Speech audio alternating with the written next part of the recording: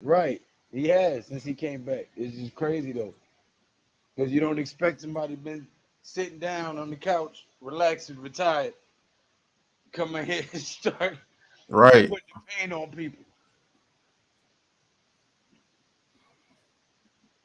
I didn't really think this game was gonna be much to call, but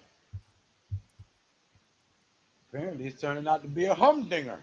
It's 13-7 and just got the ball. So Yeah, he fumbled the kickoff return. and the Browns didn't score. Nope, went for it and messed it up on 4th and 4 like a bunch of dummies. Yeah, bunch of dummies. Well, I mean, at the same time though, you don't get it. You pin them deep, so it really ain't that dumb. Mm-hmm. But you could have took the 3 points. Now they come back and it's a close game and you lose in a close game. That decision came back to bite you in the ass. But they have a strong defense. Both these teams have a strong defense, so I didn't expect it to Mm-hmm. be this high this early. I thought this would be like the end at the score at the end.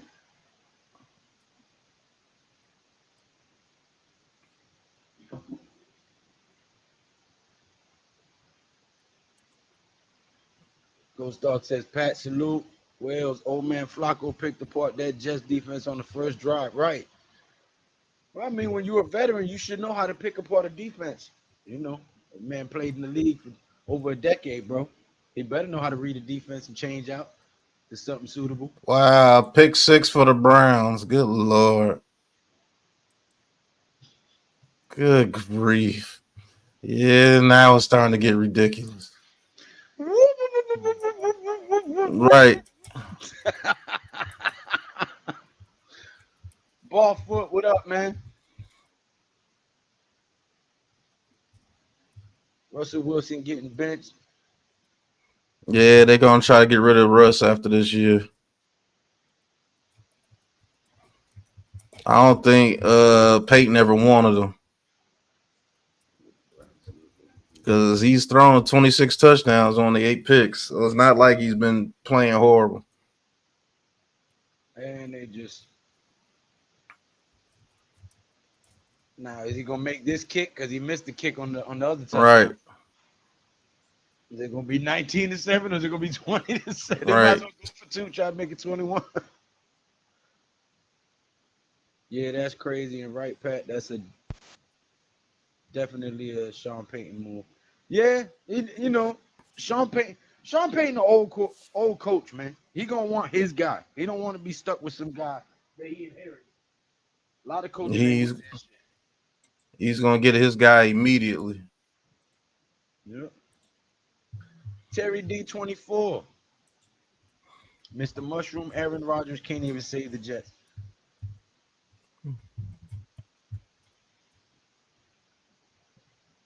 Question is who's gonna make a move for him.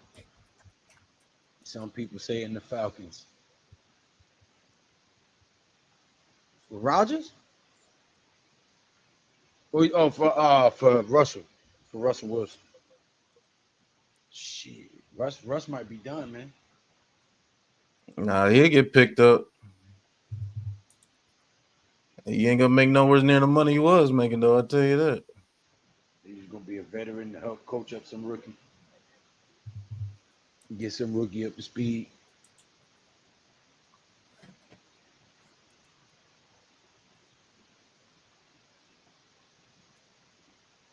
Boy, I got more shit coming, bro. Yeah. No. More stuff coming. Mm. You got to make haste and get to NC, bro. Big shit happening this year. Not 2023. 2024 is our year. I don't give a fuck what anybody got to say. Big Blue Crew Sports Network is taking over in 2024. And y'all can hate from long distance or from up close, but it ain't gonna stop nothing.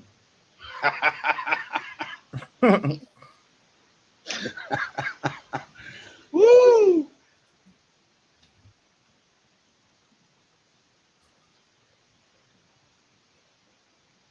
Or they could ship Wilson to the Eagles along with another first round pick. Please don't quote me on that. Russell Wilson to the Eagles? Why Why would they want Russell Wilson? There's been rumors about people kind of upset the way Jalen Hurts has been playing. Yeah, but they're not about to go get Russell Wilson when everybody Nah, been upset the way that nigga been they playing. just gave Jalen Hurts that contract. They can't do nothing with him. Raphael. And there's a flag. There's a flag. Missed You can't do nothing with Jalen Hurts' contract. You just signed him to it it. Hell no, you can't. for at least the next 3 years. Crowd favorite, what's going on?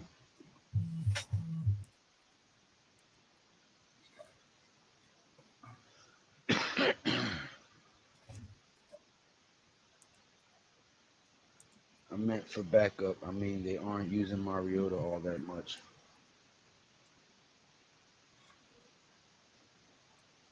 Oh, man. Man, if y'all don't get them likes up, stop doing me dirty, man. Dang. What y'all be doing the boy dirty, man?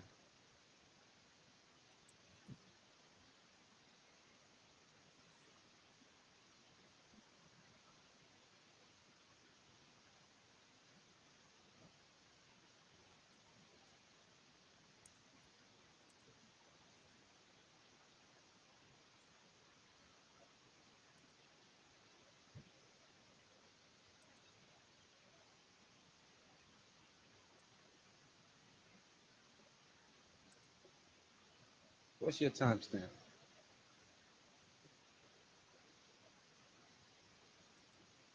Second and 11, incomplete, 55 seconds.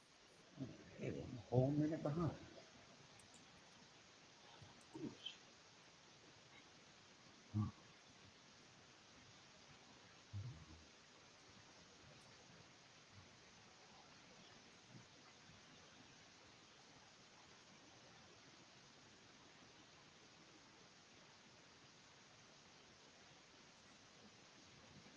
Give me 2 seconds.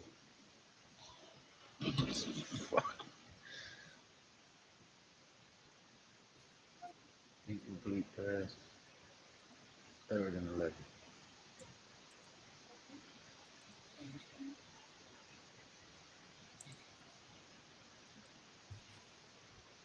55 seconds remaining in the first quarter, third and 11. Quarterback for the Jets is horrible.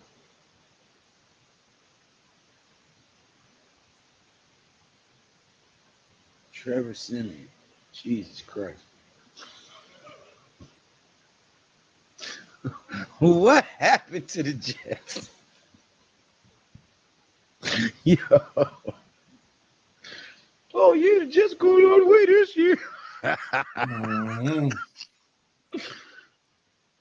Just as bad as we are. As far as the draft goes, give me OSU. Good.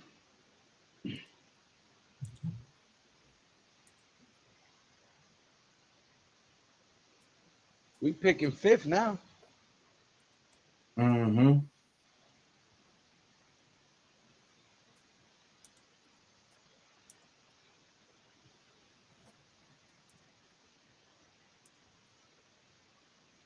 Quick pass down to the right.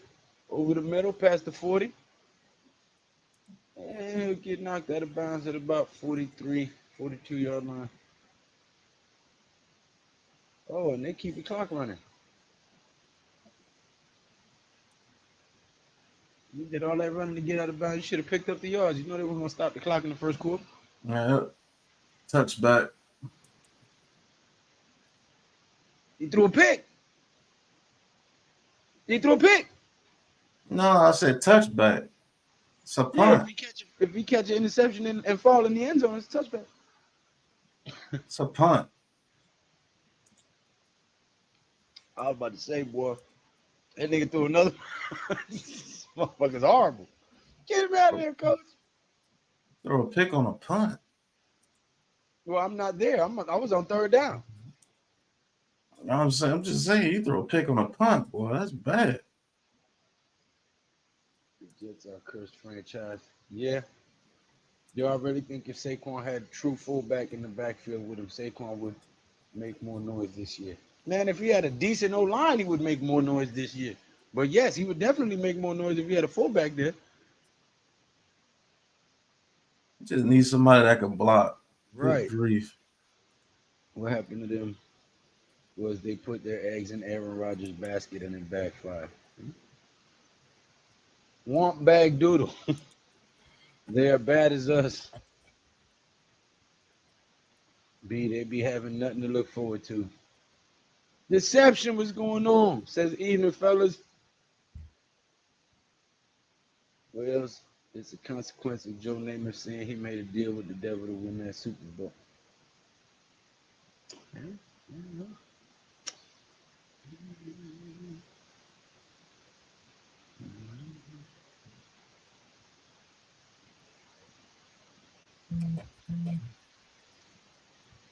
You won't say is, when you play with fire, you get burnt.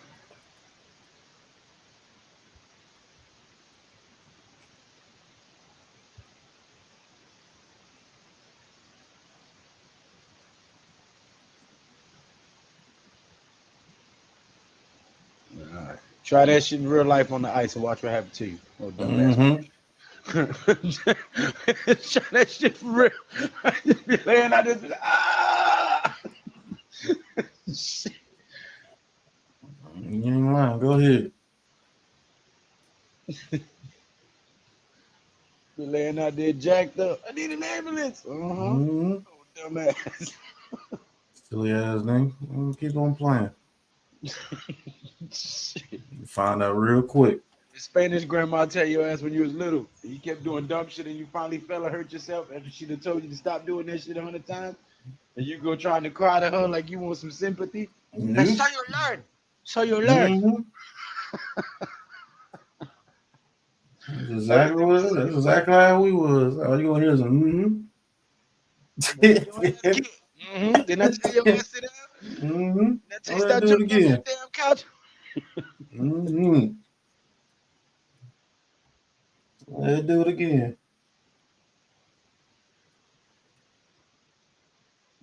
All right, forward up the middle for about 4 yards. And David and Juku been going crazy. Killing him, bro. Well said in the beginning of the stream, he said David and Juco killing him for NYG's fantasy.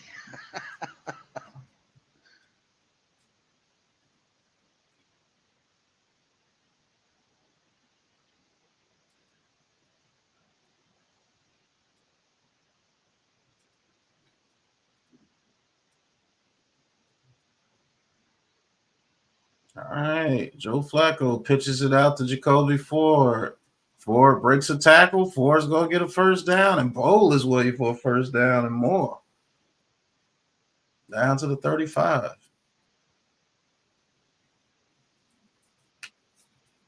Boy, fast, man, to be as big as he is, though. Yeah. Remember, we wanted him from Cincinnati in the draft. Remember that? Well, I did for Barkley's backup. They got him in the 5th round. Oh no, I was looking at the replay of Njoku's joint. Oh, That motherfucker fast to be as big yeah. as he is. He's huge, bro. Pause. 1st and 10. Oh, that might be offsides.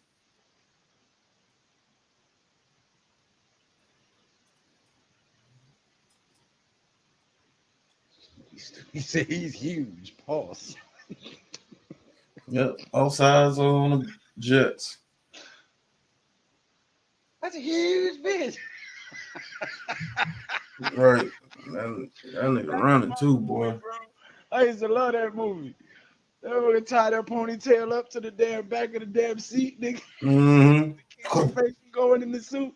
That shit had me dying, bro. All right, 1st and 5. Flacco, play action. Flacco gets out the pocket, throws it to that man in Juku, and Juku's on the run. Oh, and Juku gets popped. And he fumbles. Dang, Juku got popped right there, and he fumbled. Boy, Eddie Griffin talking about your man Gina. Yeah, he bitch. Oh shit! Yeah, I seen it now. God damn! That hurts the DraftKings.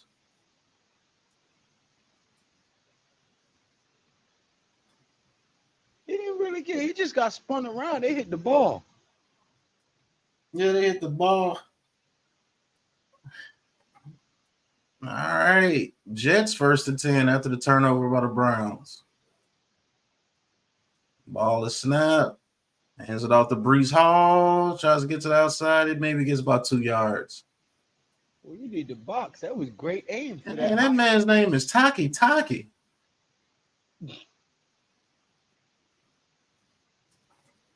Boy, I bet he like that Cardi B song.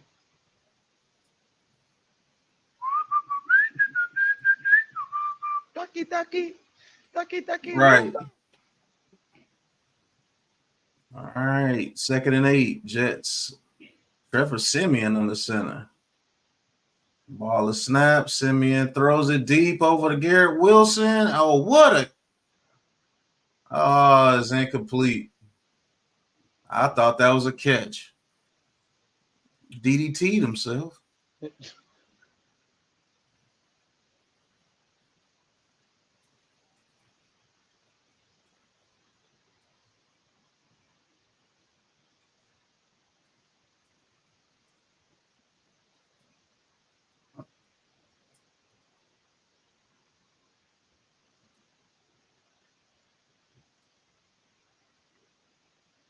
Man, that was horrible. He almost hurt himself. All right, 3rd and 8. Simeon in the shotgun. Trips to his right. Ball is snapped. Quick pass to Wilson this time. And Wilson is going to be short of the first down. Good tackle by Newsom right there. Tried to do a receiver screen right there. And Newsom just gets past the block and grabs him. I bet he likes Taki's chips. My son like them shit. Them shits is nasty. Takis, them things are terrible. Disgusting. I don't see what the appeal is. They ain't even spicy neither. They're supposed to be spicy. Ain't nothing spicy about them. It's just a bunch of damn food coloring. Trying to get you Right. stomach cancer.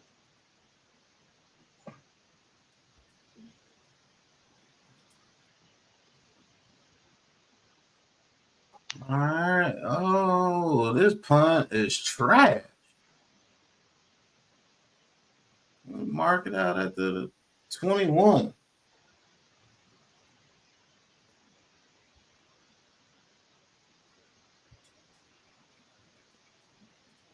You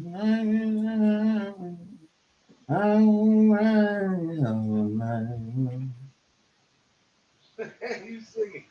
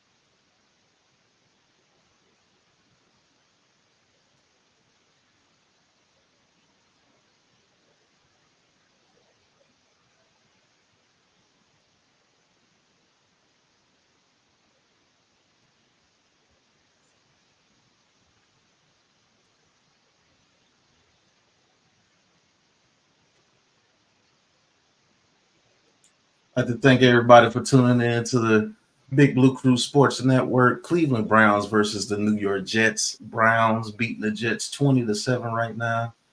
So we'll see how this game goes. Browns have the ball back.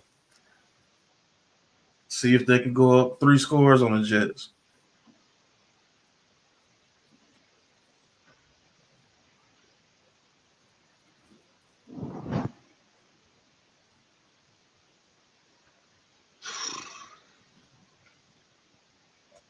Man. Yeah, back hurt.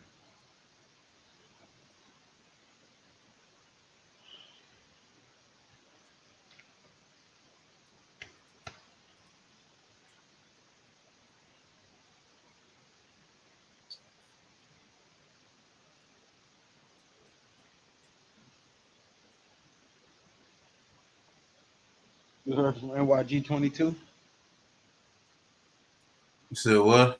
Have you heard from NYG 22 or coach? Yeah, I talked to Coach and them on Twitter today. Oh, okay. Not I because ain't heard from NYG they didn't today. do the Tuesday joint, so I was wondering if they was out there. Yeah, I'm gonna have to try to get in touch with him. All right, first to 10. Joe Flacco in the shotgun. Joe Flacco looking. Joe Flacco throwing. Joe Flacco gets it to Elijah Moore for about 8 yards.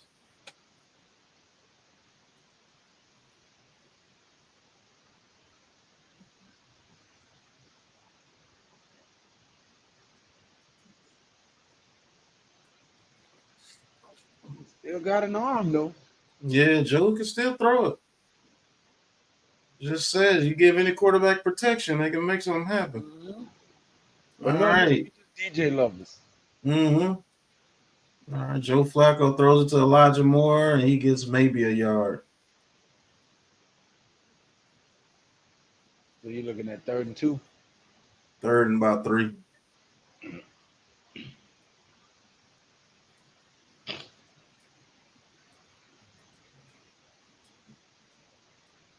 Now I keep seeing this damn tea on TikTok videos and shit that's supposed to clean your lungs out. I think I'm gonna try that shit, man.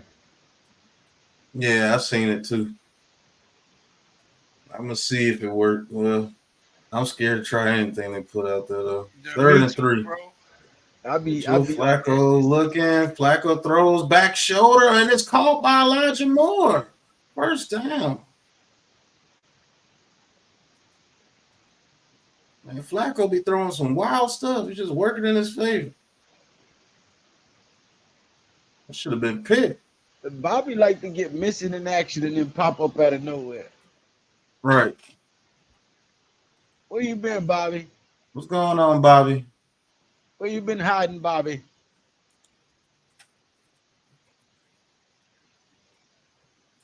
The Browns O-line that good. They can give old man Flacco all the time in the pocket. All right, Flacco under center. Ball is snap, play action. Joe Flacco looking. Joe Flacco's going to throw, and Joe Flacco's going to complete. Get up and run. Nobody touched you.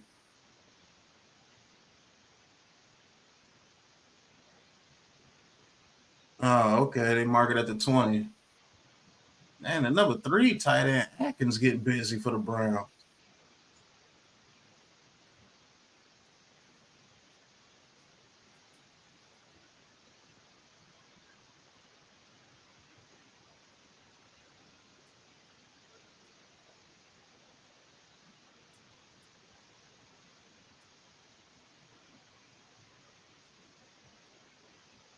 All right, Joe Flacco and the shotgun.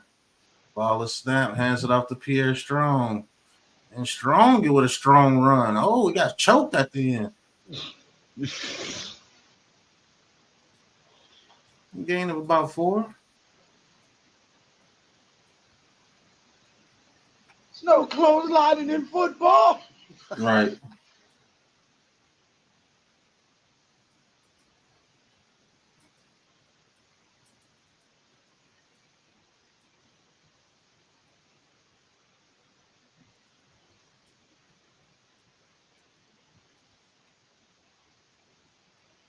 All right, Joe Flacco on a shotgun. Flacco looking. Flacco throws it to Hunter Bryant. He gets about 5.5. It'd be 3rd and 1.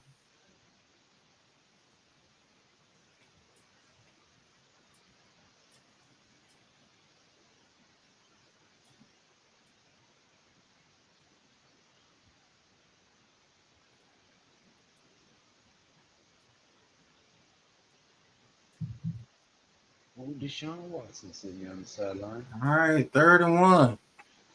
Kareem Hunt in the game. And Joe Flacco with the sneak, and he gets about 3 yards on a quarterback sneak. Yeah, Joe Flacco look like he still got just a little bit left of the tank.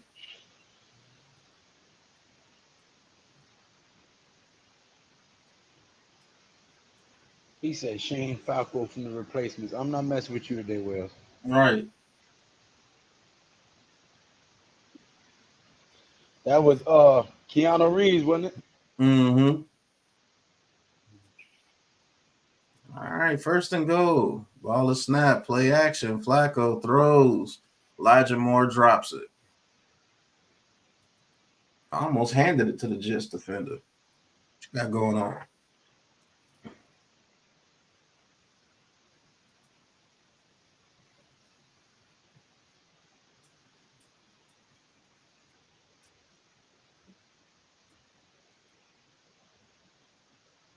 Round of applause.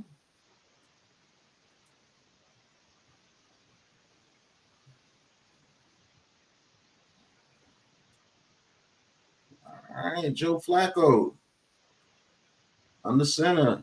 Second and goal. Ball is snap. Hands it off to Jacoby Ford. And Ford is, he's choke slam. Gets to the line of scrimmage and then gets choke slam. Round of applause. Don't even make that.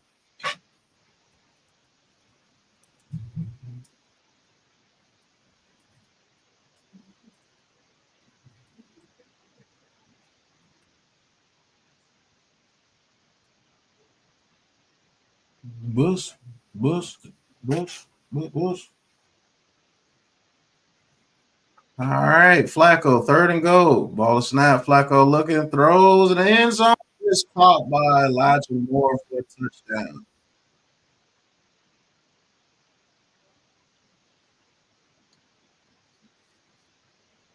And that, folks, starts the route.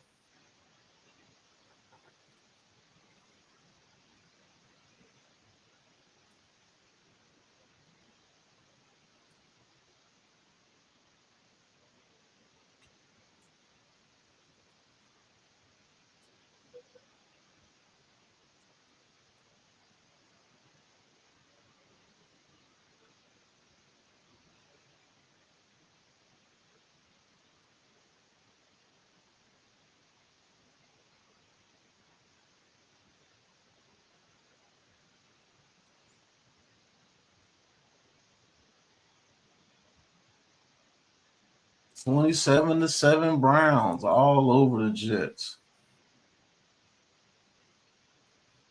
What's going on, Brooklyn? Thank you for tuning in.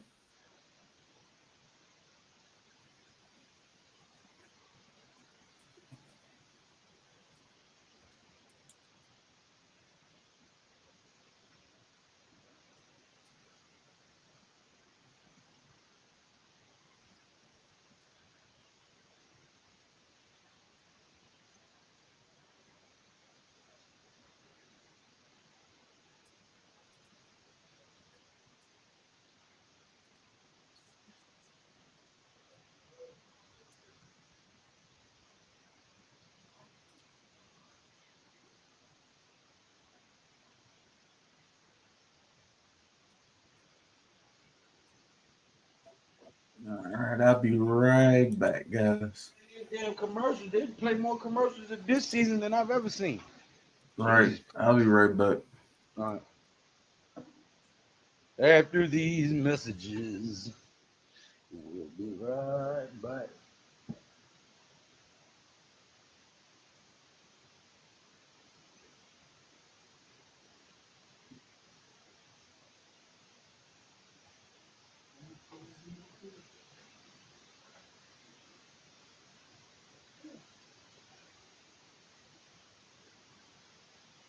Come on. Come on. Oh, Lord, my back. My buskets are burning.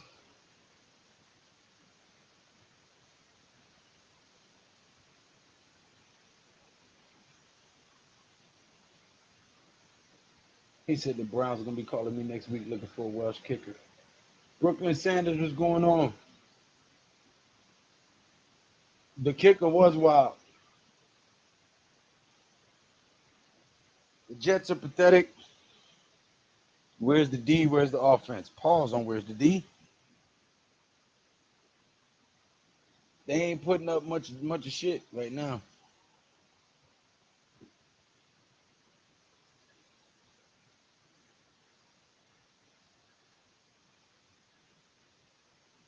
He said, wait till the Browns play somebody good. Right.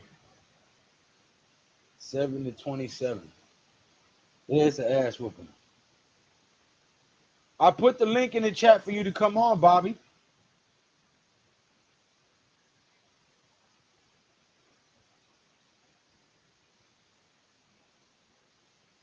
But not for long, because we're just gonna we're calling the game. We're not having a bunch of discussion.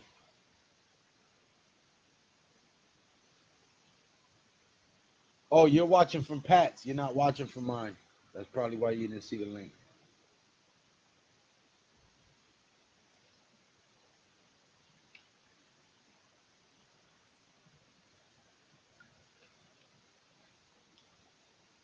That's how I know they keep unsubscribing people from my channel. I bet you're not even subscribed to my channel anymore, Bobby.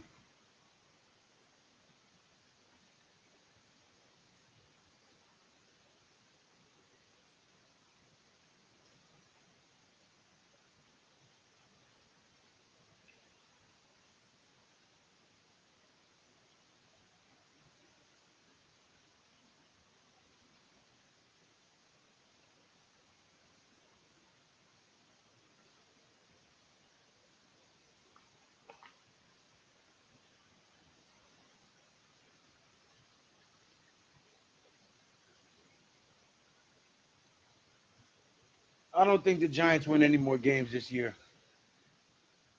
I think they're trying to pick fourth.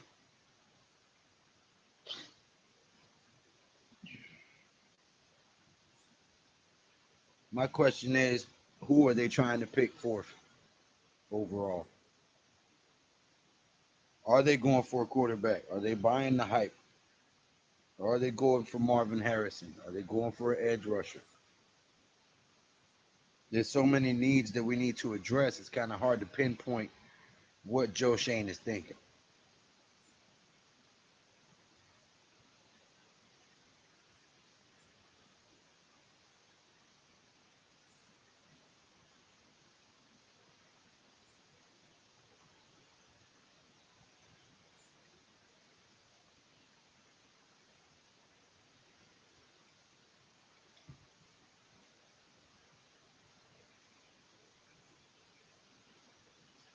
I don't think he's in your chat. Yeah, he's not. He's in Pat's chat.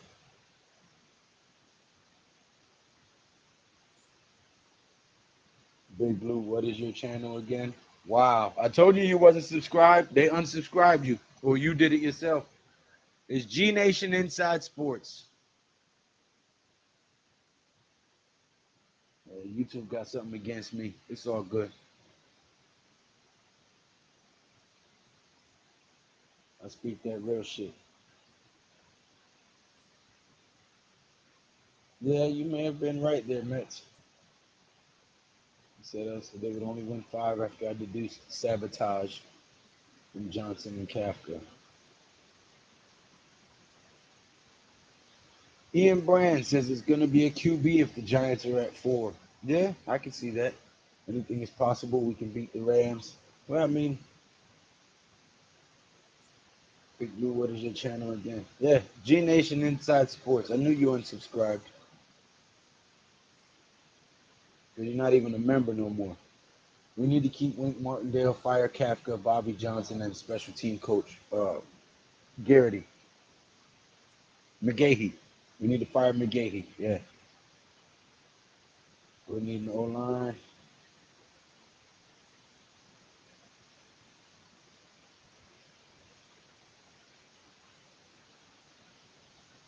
There you go, Bobby. Wells put the link right there for you.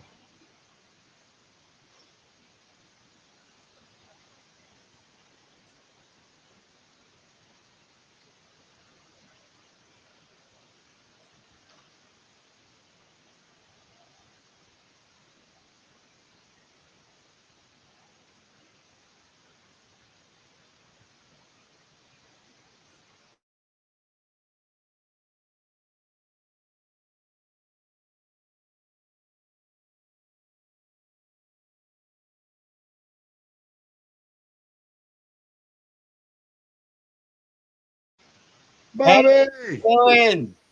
What's going I on, brother? I'm sorry. I didn't know. I didn't know I was unsubscribed. I'm sorry, guys. How did you unsubscribe? I don't know. I don't know. Maybe I hit something wrong or something. I don't know. Oh, I'm sorry. Bobby. Damn, You Bobby, guys you be miss doing me me? dirty. You You be guys doing me miss me? dirty, Bobby. What? Yeah, man, where you been hiding? Last time I saw you had a black eye. When I asked you who hit you in the eye, you left. How's my eye doing now? It ain't black no more, but what happened? No, I had like no. You know what happens to my eyes? You know your eyelashes? Uh-huh. They grow inside your eyelid, and I had to take a lot of them out. That's why this eye, especially. Holy So shit. you think we're gonna lose the next two games? I think you're right too. Hey, Bobby became a member again. Look at that. Yeah, I told you. I said I'm sorry. Hey, how's our friend doing? Deception says, don't worry, Lou. YouTube has a vendetta against sexy people. Uh, how's our friend doing, Big Lou? Who's our friend? From New York. We're all from New York. Which friend who are you talking about? The guy who comes on and Joe. Joe, I think his name is Joe. Joel's all right. He's healing up. Oh, good. What happened now? He's in the hospital or something? No, he's rehabbing, trying to Oh, walk he's again. still okay. I didn't know. Okay, I'm sorry. Hey, what happened to the guy in Texas? Where is he? He's coming Jay out. Lay, he's still around. Yeah, I Yeah, hope he comes in. we're I all like still the. here. Well, this game's a blowout. You still announcing the game? Yeah, All right, I'll be quiet. second and one, I'll first and shut the 10 hell now. up. I feel bad for my brother. Say what now? I feel bad for my brother. He's a Jets He's a fan. Jet. He is a Jet fan. Yeah. Well, I have no sympathy for them. They beat us this year. I know. Oh my God, that was a horrible game, Yeah, right? we went to that damn game. You Oh didn't no, show you up, by did. the way. You were supposed to be there. Yeah, but something happened. I couldn't go. Next time we'll go. Next year I'm going definitely. So you happy I'm back? Why do you sound like my ex? My ex. No, you said where have you been for a long time? I know it's been ages. I just like to talk to people, you know. Bring Ben Johnson for offensive coordinator. Hey, That's we what. got to get rid of some coaches on our team. I think we got to get rid of the offensive captain. You think we should get rid of him? Yeah, Mike Kafka got to go. Two giant Yeah, we. goofballs. What's going on, man? Oh, who's gonna be our offensive coach if he leaves? Who you want? I don't know, but I want Kafka gone. That's for damn sure. Hey, I know this is a new hat. I found it in my closet. Well, this guy on another channel is gonna buy me. He brought me a Yankee hat, new Yankee hat. Oh yeah. He. Do you ever hear of Jake Asman? Who? Jake Asman. He's a Jet fan. No, never heard of him. Well, he does his YouTube. He goes on ESPN too. He does that. Yeah, I know, I know. He's gonna buy me a new hat. He said, "Oh, Bobby, you gotta get a new hat." I'll show you the one I was wearing. This is my official, well, the old Oh, hat. touchdown Jets. Who scored? Jets on the pick six. It's defensive score. Oh, Flacco. You My believe boy Flacco's? Inside. You believe Flack? You believe Flacco's playing for the Browns? You know who really has to go for the Jets is Joe Douglas and that offensive coordinator. What's his name? Hackett. Hey, do you remember this hat, guys? Lou, Lou, you still there? Yeah, I'm here. I was looking at the replay. That shit was crazy. Oh, I'm sorry. Pick This is my six, old Jones in the hat. second. You see my old hat? Yeah, the Babe Ruth hat. Yeah, that's it. Yeah,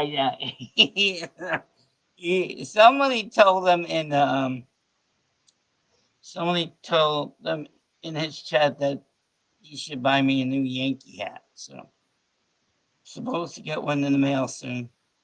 Yeah, I know. Hackett stinks. Oh God. Yuck. Hey Lou, you're a Met fan, right? I'm a Yankees and Mets fan. I'm a Yeah, born. I like them both too. I'm, Yeah, I'm from the Bronx, so I'm naturally a Yankees fan. But my mom was a Mets fan, yeah. and when she passed away, I started pulling for the Jets as Oh, well. I'm sorry. As well. So I didn't know your mom died. I'm sorry. my mom died when I was a kid, bro. Both my parents. Oh, I'm sorry. Do they live in Queens or something? No, we're from the Oh, Bronx. they all lived in the Bronx. Yeah. So she was a Met fan. Okay. Yeah, How long ago was this? fucking 80s, bro. Oh, back in the 80s. Wow. Did they have cancer or something? You're asking too many questions there, Bobby. I'm sorry, Big Lou. I'll behave myself. You are. I'm just With not the, with telling the whole world my life would, my life. oh no, we could talk in private. Most Hey, of my family were Yankees fans from you Brooklyn. guys have a Discord channel? No, I do not. I don't Maybe know. Okay, you maybe I need to should do make a something like that. Discord channel too. Bobby, are those your Christmas presents stacked up behind you? What? Two of them are. I got a waffle maker and a you make grilled cheese. No, what is that other sandwich called? You squish it. What's that called? It's a sandwich. What is that called? Grilled cheese? Well, it's like a panada. Bobby, Hey, Big Pat, how you doing? what's going on, Bobby? You miss me? A Monte Cristo? Did I miss you? You Yeah. always do this, Bobby.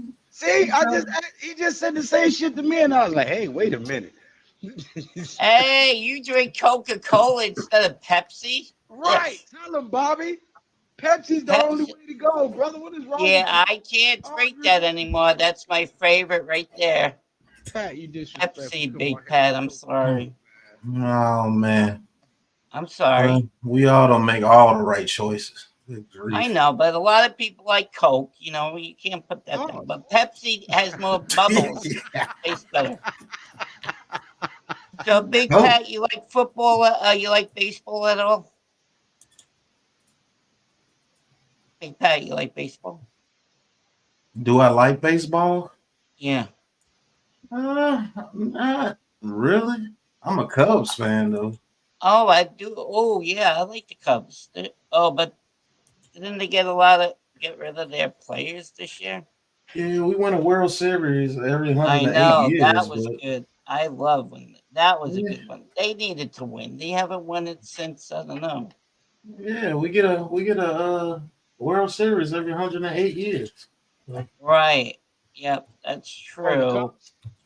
I was just Last glad. time, last time they won this, it was some guy with a pig or something. Yeah, they could have won the World Series. Something happened way back when. I I don't mean, see it. I I don't think see we that lose the happening. next two Giants games, win man. against I'm the being honest with Rams. you. I I think don't we see lose. that. hey, like Bobby's a member of the Blitz Squad again. Yeah. Yeah, I'm sorry, guys. He was It's been a while. unsubscribed. He was unsubscribed as well. I know, but I Wow. did. I hit the wrong button or something. Must. Or they unsubscribed you. Oh, Maybe they did. I don't know. I'm sorry, hey, guys. Bobby, so you leave me for Lou? I got you. Well, you didn't answer me on your channel. I'm like typing in, and then you leave. Now I'm talking about as far as a member. You're not a member of my channel anymore. Okay, I'll go back and do Oh, that. you I'm left sorry. us both alone. You cut us both off. Oh, hmm I Oh, the don't Jets know. It's scored again? what did we do to you, sir? I don't know. I didn't. Sometimes I'm stupid. I don't know. Oh, don't say that about Don't I'm say back. that. I'm back though. Oh, What? Yeah, I'll behave you. Get myself. hurt. yeah, his head got drove into the ground. Good Who's grief. that? He's Elijah flailing Moore for his the arms and Jets. shit. Oh, Yeah, he used to play for the Jets. He plays for he's the hurt bad. Browns now, I right? mean, for the Browns, I mean. He used to play for the Jets, right? Hey, he's got concussion protocol for sure. His hands were just shaking while he was laying there. Oh, that's not good. Who scored a touchdown for the Jets? Oh, Johnson Jr. Johnson the second with a pick six. oh yeah, it's deception. Oh, the Jets got a pick six? Good Lord, Joe Flacco. The I'm lineman happy batted it that the up to Browns himself. picked up Cooper. You know, The lineman batted it up to himself, caught it, and ran it in. why didn't the Giants pick up Cooper? You know, why they didn't pick up Cooper? Shoot, he was owed $20 million a year. That's why. Well, they could have got him. We need Nah, man. receivers. You don't No? spend that kind of money on a wide receiver that you can't even block enough to get him open for. That's Oh just a yeah, waste of that's money. true. Yeah, you're right. If Yeah. you getting hit before that man even gets up the field, what are you paying him all that money for? Ooh, he hit that turf pretty damn hard. Yeah, his Yeah, head he bounced off did. the floor. Oh crap! When your head bounces off the floor, you can be assured that your brain That's not bounced grass in though, off of right? your That's skull. not Yeah. grass. Is that grass? When your head bounces off the floor, you can be Yeah. assured that your brain bounced off of your skull inside your head. Oh, definitely. The way you hit it. And that's what causes concussions and cerebral hematomas and all that shit. Aren't they fixing the helmets though? Are they? Ooh, right. Oh shit! They're replaying it too. Oh crap! He must have got a neck. What's that say? They're typing so much fast. I can't see. Hey, Wells, how you doing, my friend? Wells is there. I like Wells. I like Wells. Where is I'm a he Knicks from? fan, but I gave up on watching the Knicks because they break my heart. So I can't even tell you nothing currently about the Knicks, They're bro. doing good this year. What are you talking about? Yeah, wait until it counts. See if they still doing good. Well, didn't they just? Who did they just beat? It On doesn't matter. When it counts, we freaking lose. They break my heart every year. So I just Oh, gave I up. know. You know, the last time they won, I was 4 years old. Yeah. That's the Exactly, last Bobby. time they won the championship. Yep. Exactly, Bobby. Oh, Flacco gets hit in the head and Flacco takes off. Then Ain't he you throws to Jacoby Ford and he's on the run. He's down to the 10, down He to the never played. 5, and he He gets never into the played. end zone for a touchdown. He never played this way against the. Um, What a play by Joe Flacco. Going to start calling him he Joe never played this Flacco. way with the Giants. Waka Jets. Flocka? Okay, Flocka. Okay. What's Big Lou? The Knicks are 17-13. I mean, they're doing just good enough to get And you into the like that? playoffs. Huh? Huh? Lou, are What'd you you say, there? Bobby? What'd you say? Big Pat, are you there? Yeah, Yeah, can you I'm hear here. us? Why you read? What Bobby. happened? Bobby. Oh. You guys there? Yeah, can you hear us? Can you hear us? Oh, what happened? Bobby. Hello? Something wrong with your mic? Yeah, he done left. He done threw himself in the gulag. Right. The hell? What a play by Joe Flacco. Flocka. Right. Okay, Joe. Old man Joe. Move those old legs. Joe can do it. Get your old ass in the end zone. Oh, Bobby's back. Can you hear us now? Can you hear us now? Bobby, You guys Bobby. back? can you hear me? Bobby. Where am I? We can hear you, Hello? Bobby. Where am I? Hey, Lou, are you there? yes. Bobby. Yeah, something wrong with Bobby's his audio input. I mean output.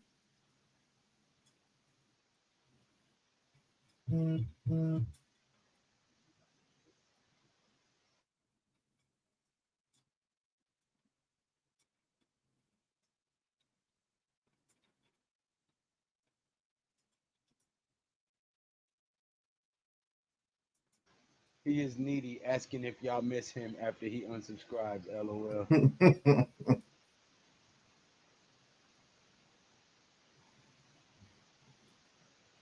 Damn it, Bobby. Quit making them train noises. Boy, that better be a naked cheerleader under your bed.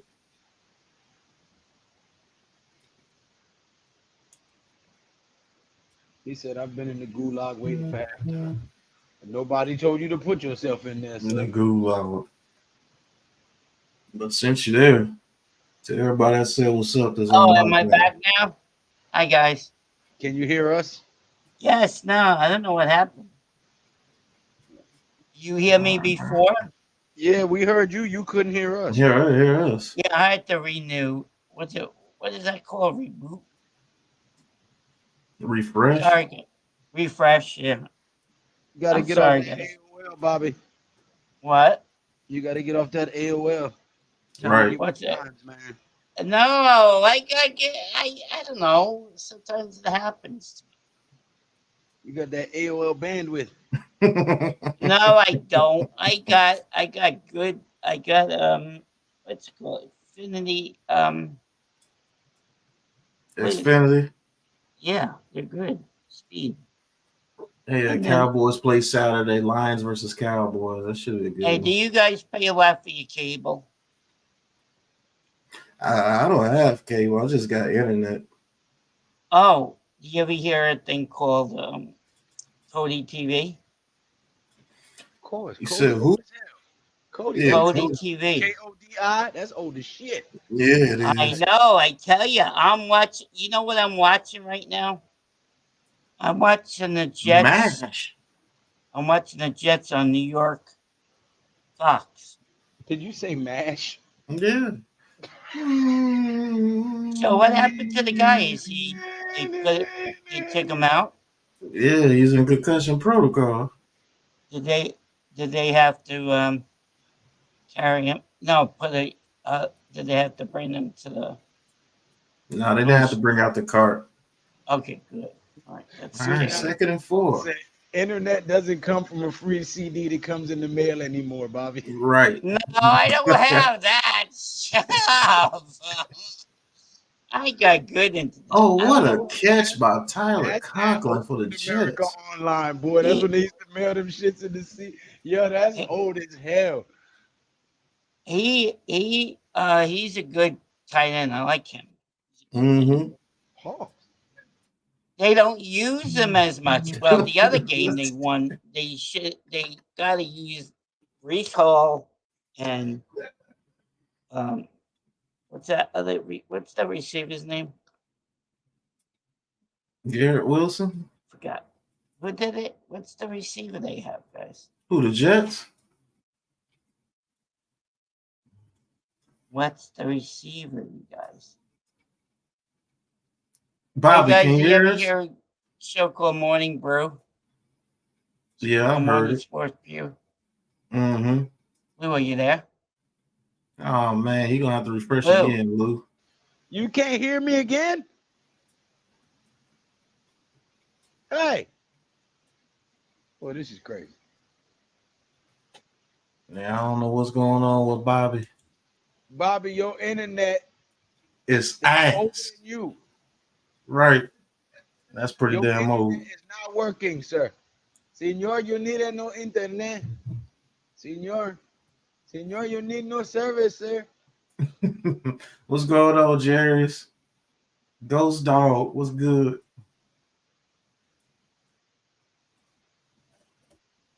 Shit used to wake the whole house up logging in. Right. Mm-hmm.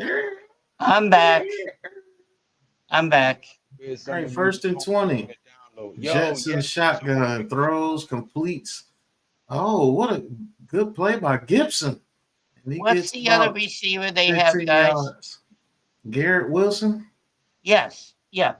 They Mhm. don't use him and Brees Hall like we don't use on our team. We don't use Barkley and we don't use what's Hyatt. our what? Hyatt. Yeah, Hyatt. Yeah, man. Why can't they throw it to Hyatt? God, man. I have no clue, Bobby. I don't The know. That's world why we may got to never get know. rid of. Well, that's why we got to get rid of what's his name, Calf. Got to get rid of Yeah, him. Mike Casper. Who are we going to get in place of him? Who do you want? Is anybody out there? Anybody that knows how to get somebody and block. Well, definitely we don't need Hackett. We know we don't need Hackett. It's fired. He's All a right, good just punter. trying a 46-yard field goal. Well, he's a good kicker. Yeah, Greg the leg, kick is up, and it is good. Well, he used to play for the 34-17. Dallas Cowgirls too. Mm-hmm. 34-14. Holy crap! What? Oh my god. Oh god. Poor my brother. And did you guys ever hear a show called Morning Brew? Morning Brew Sports Mm-hmm. Brew? You did Mm-hmm. with Jigga and Ellie Jet. You ever hear them? Did I ever get it? No, did you ever hear of them? Jigga and Nah, I ain't never heard of it, but I ain't never heard of it. yesterday they were on yesterday, right? They couldn't do. They have you could come on and talk. Well, they talk about the Jets, but they like me to talk about the Giants too. So this girl on yesterday, they had these 3 people on yesterday, but they couldn't have panel because they had to do something. Why, Clip? So You're too close, man. Right. she was. All right, she Bobby, was- gonna go do my halftime show. Well, Who's that guy? halftime smoke. Hey, what's going on, Drew? Ain't seen you in a minute, Hey, Drew. what's up? Who's I this Man. saw guy? the link. Let me pop in real quick and say hi to You see everybody. how they Who are doing? you? You see how they doing your boy on Twitter? Which one, my boy? Me, What are they doing? man, they trying to kill me on Twitter, man. I got a post. It's over 100,000 views, bro. Because I said, which one? I posted the stats about Lamar Jackson and Daniel Jones.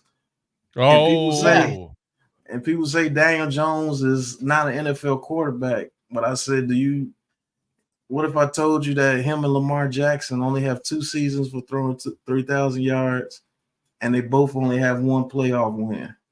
Right. And they do. Yeah. But everybody try to turn and say that I'm saying Daniel Jones is as good as Lamar Jackson. And you're not reading the post. Listen, Hey, I if got you a want to question see for you. the most horrible part of the society as a whole, just go to Twitter.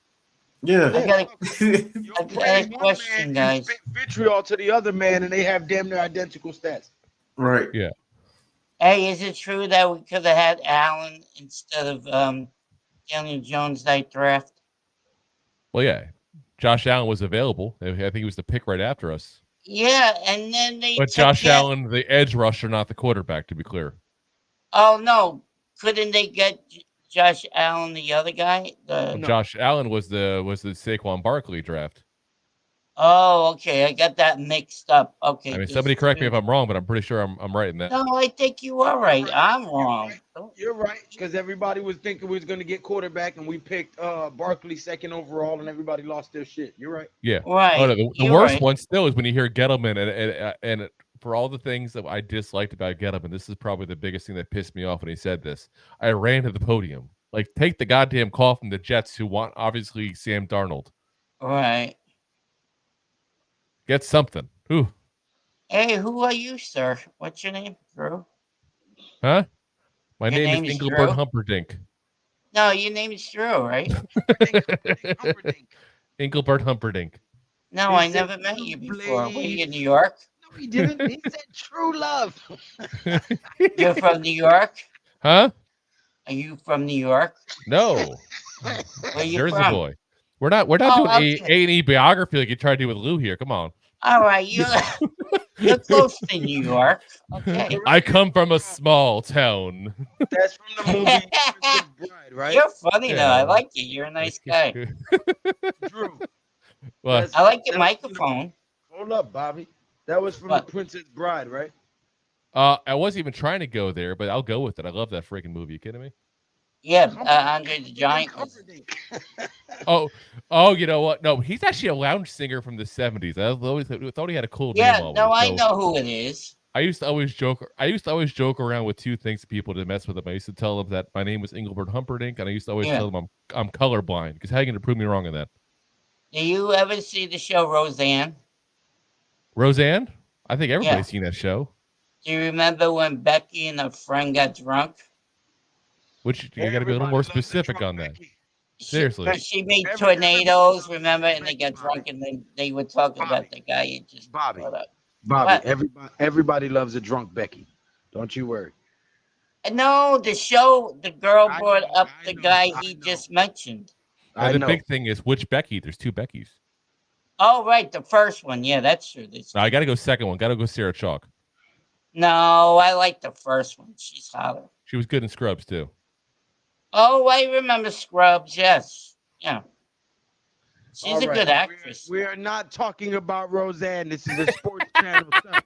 I know, but he just brought up that name. That's what brought me to the. I'm Real sorry. quick though, Bobby, I got a couple of questions here for you. I just need your social security number, your mother's maiden name, and the street you grew up on, please.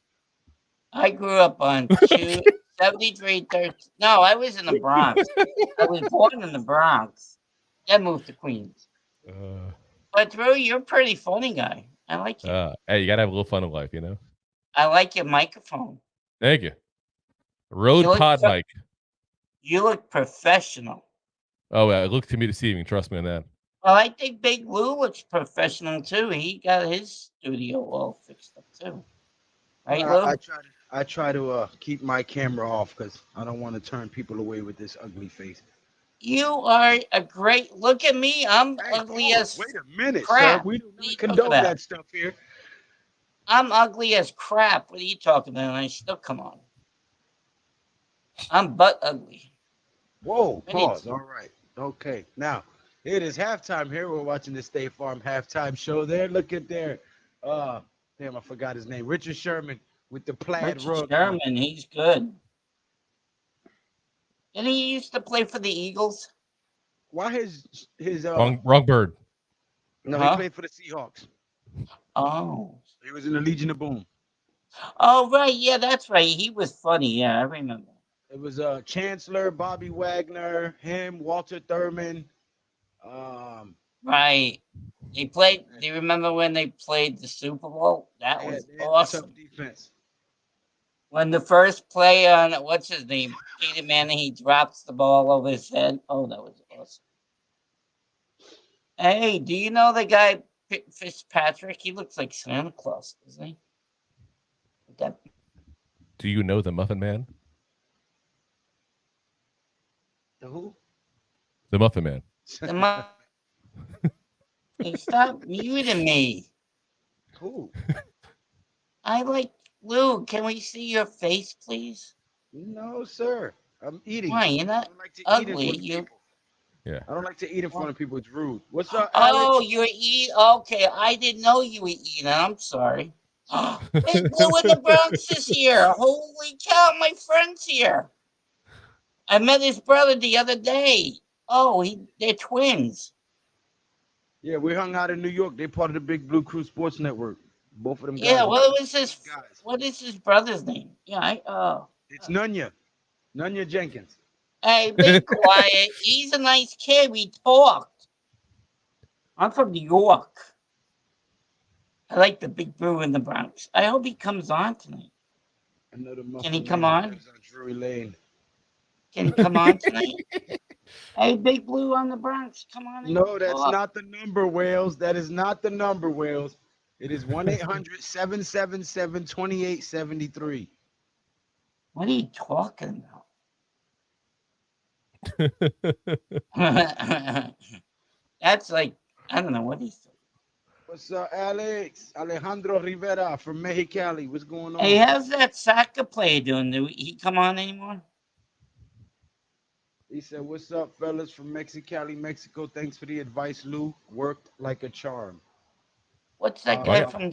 I gotta hear. What's the soccer? advice? What's I the don't advice? remember what advice I gave you, but I'm glad it worked for Well, you. you always give advice. You give me advice too. You're a smart guy, Lou. Well, thank you, sir.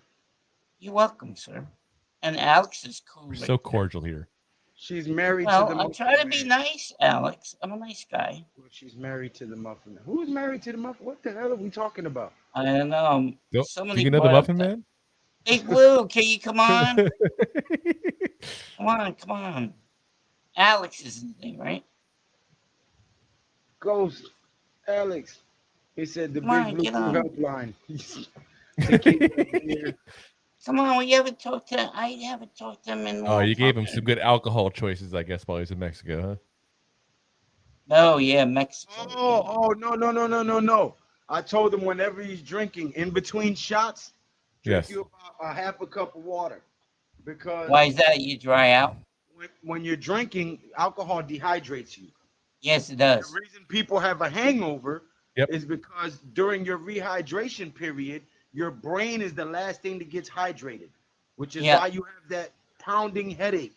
So if you drink water in between your alcoholic beverages, the only thing that is going to dehydrate is what you were consuming and not the fluids in your body, so you can avoid the hangover and the brain dehydration. Wow, You that's know a what I good do? idea. I do a bottle of Pedialyte before I go to bed, and one when I wake up the next day. Good to go. Yeah, it's Every like that an IV, works, too. basically. Yeah.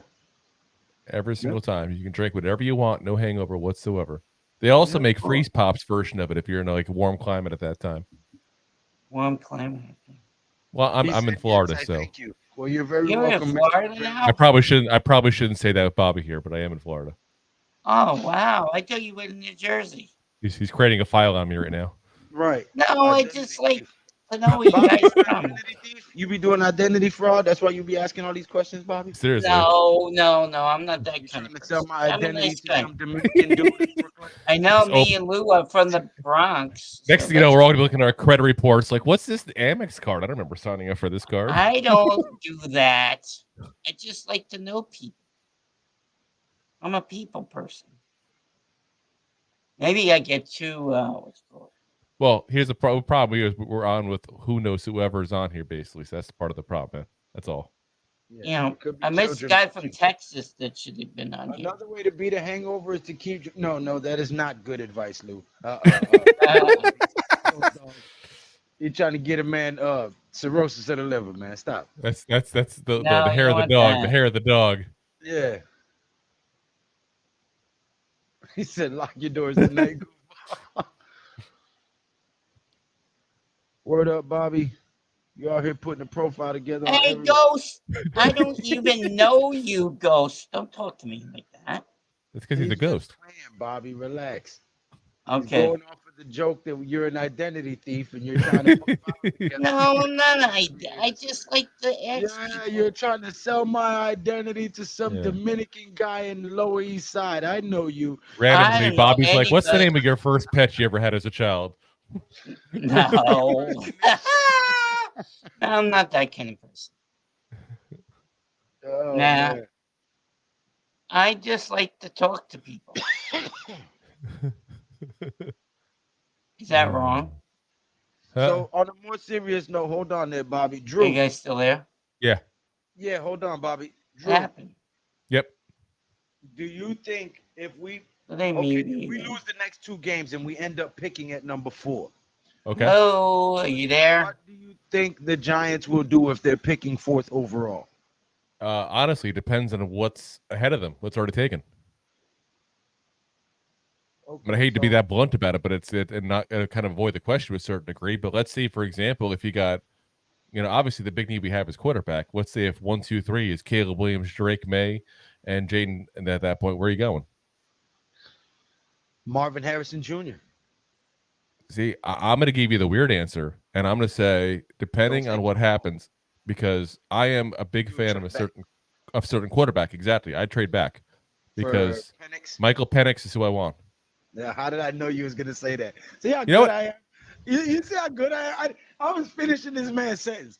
Like, Here's my no, thing though. Everybody loves to knock the injuries, and I get it, dude. Don't get me wrong. I get it. no, And it no. scares me a guy who had 2 ACL issues I like Penix. for the Giants here. I But actually don't see a problem with that. My thing is, if we pick it 4 and the yeah, scenario you said plays out, right? Those 3 yep, quarterbacks go and we're at 4. To me, it's a no-brainer to get Harrison.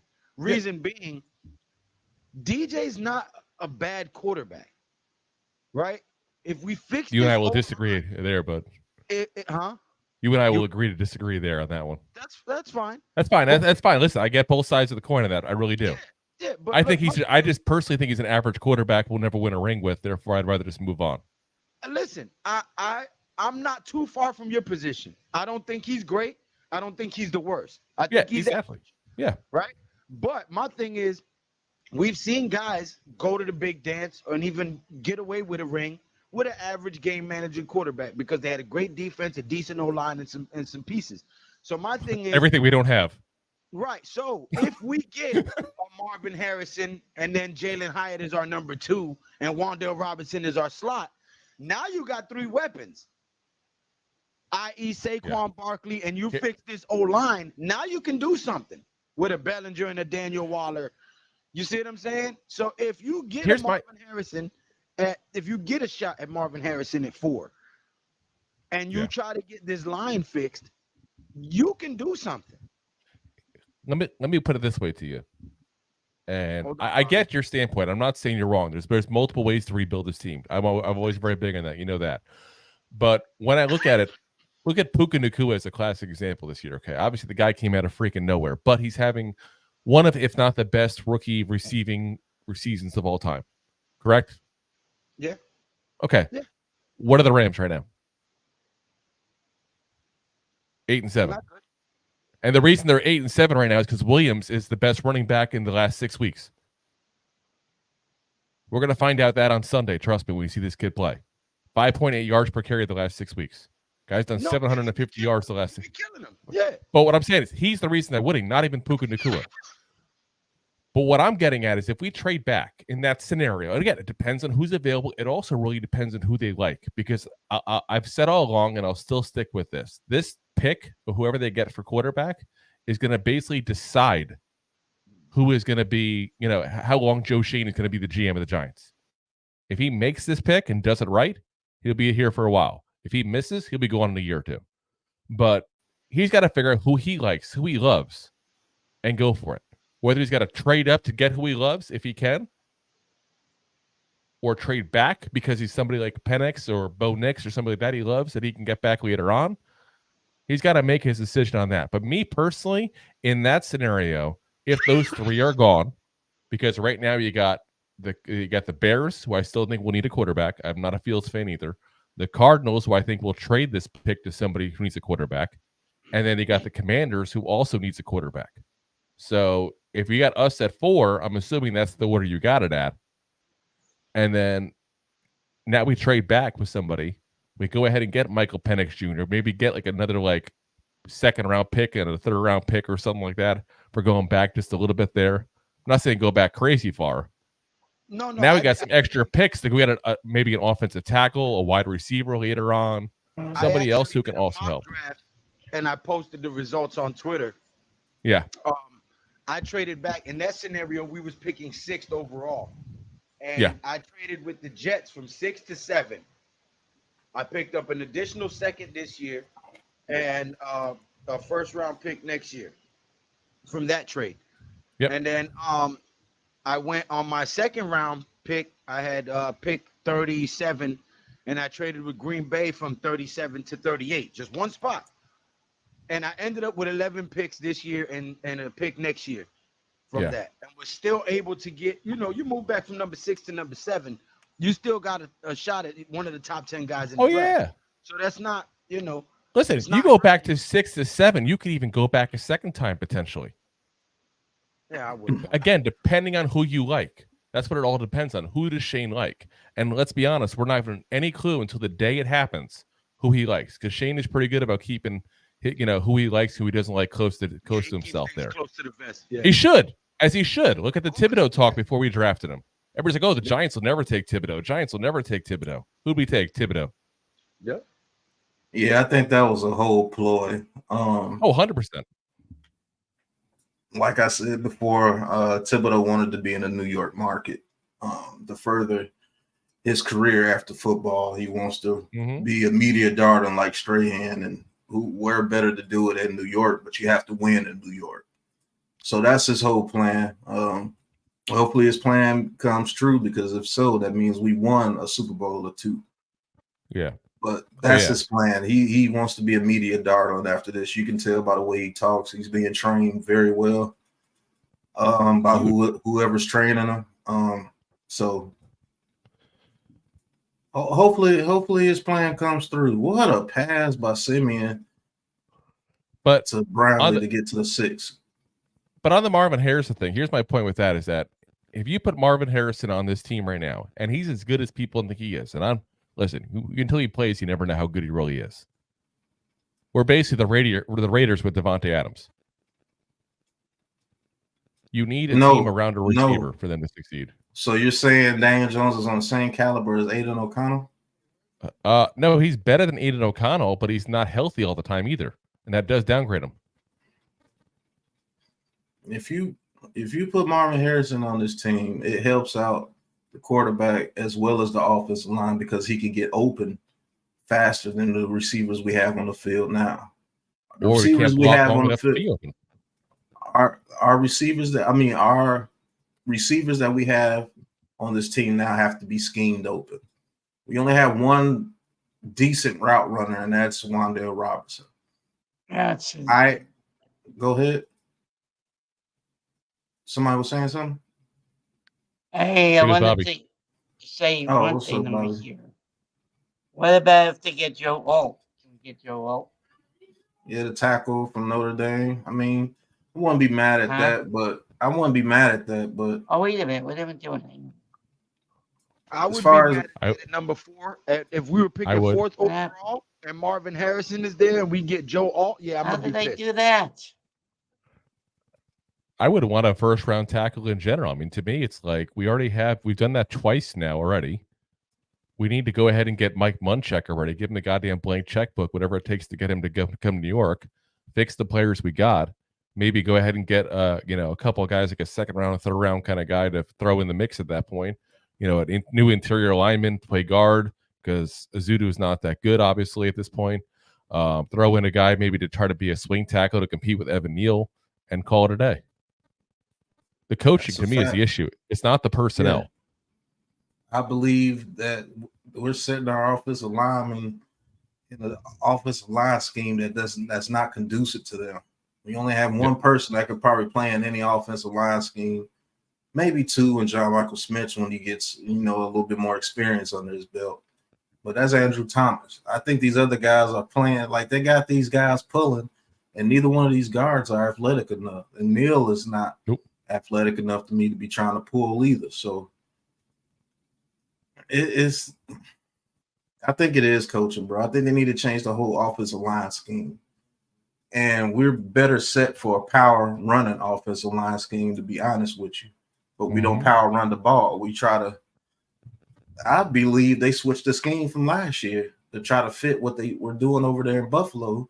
And we don't have the quarterback to do it like Josh Allen does it over there in Buffalo. I believe he's the best quarterback in this league. Besides, and the offensive line was not good in Buffalo either. Let's be honest with that. Bobby Johnson did do a great job there. And Josh Allen is an alien, as they say. He creates just about the whole Bills offense. I'm just going to be honest with you when you watch the games. Oh, yeah. When they talk about a turnover machine, I'm like, reminds me of Eli. Reminds me of Eli when he used to get turnover machine as well, because he was the whole offense. He had to take shots. He had to go for it. Yeah, what's going on, Chris? But somebody like Marvin Harrison Jr. can offset a bad offensive line to a certain extent. Like over there with the Bengals. Every Giants fan wants to bring up the Bengals. Oh, Joe Burrow did it with a bad offensive line. The man had 3 number 1 receivers on there. And yes, Tyler Boyd was a number 1 receiver before T. Higgins got there. Tyler Boyd, T. Higgins, Jamar Chase, Uzma, and Mixon. and Joe Burrow is a very good quarterback. So they overcame the offensive line struggles because they got open so fast. When you look at the film on that season when they were playing, those dudes were getting open immediately, and they were able to run slants and quick comebacks because you had to worry about three people. Who you gonna bracket?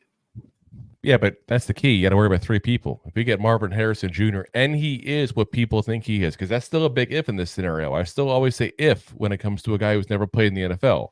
If he's that guy, you still have one guy, and that's it. So let me rock real quick with you, Drew. Marvin Harrison Jr. Let's say you have to play him like he's a top receiver in the league after about 3 to 4 weeks. Let's say you have to play him like a Justin Jefferson type. You have to try to bracket him. He's not just going to be sitting on the outside. You can maneuver him in the slot. You can maneuver him everywhere, and you have to keep eyes on him. I believe that opens up for Darren Waller if he's still here. I believe that opens up for people like Jalen Hyatt, who I think you can run a slant route with Jalen Hyatt. One-on-one on the slant, he's going to get those a lot because you have to back off of him because of his speed factor. Wan'Dale Robinson could work the middle of the field a little bit better now. You still have to worry about Barkley. So a guy like that, I think, changes the offense just because of his presence. And we haven't had a presence like that in a long, long time. So that changes the way you have to play us.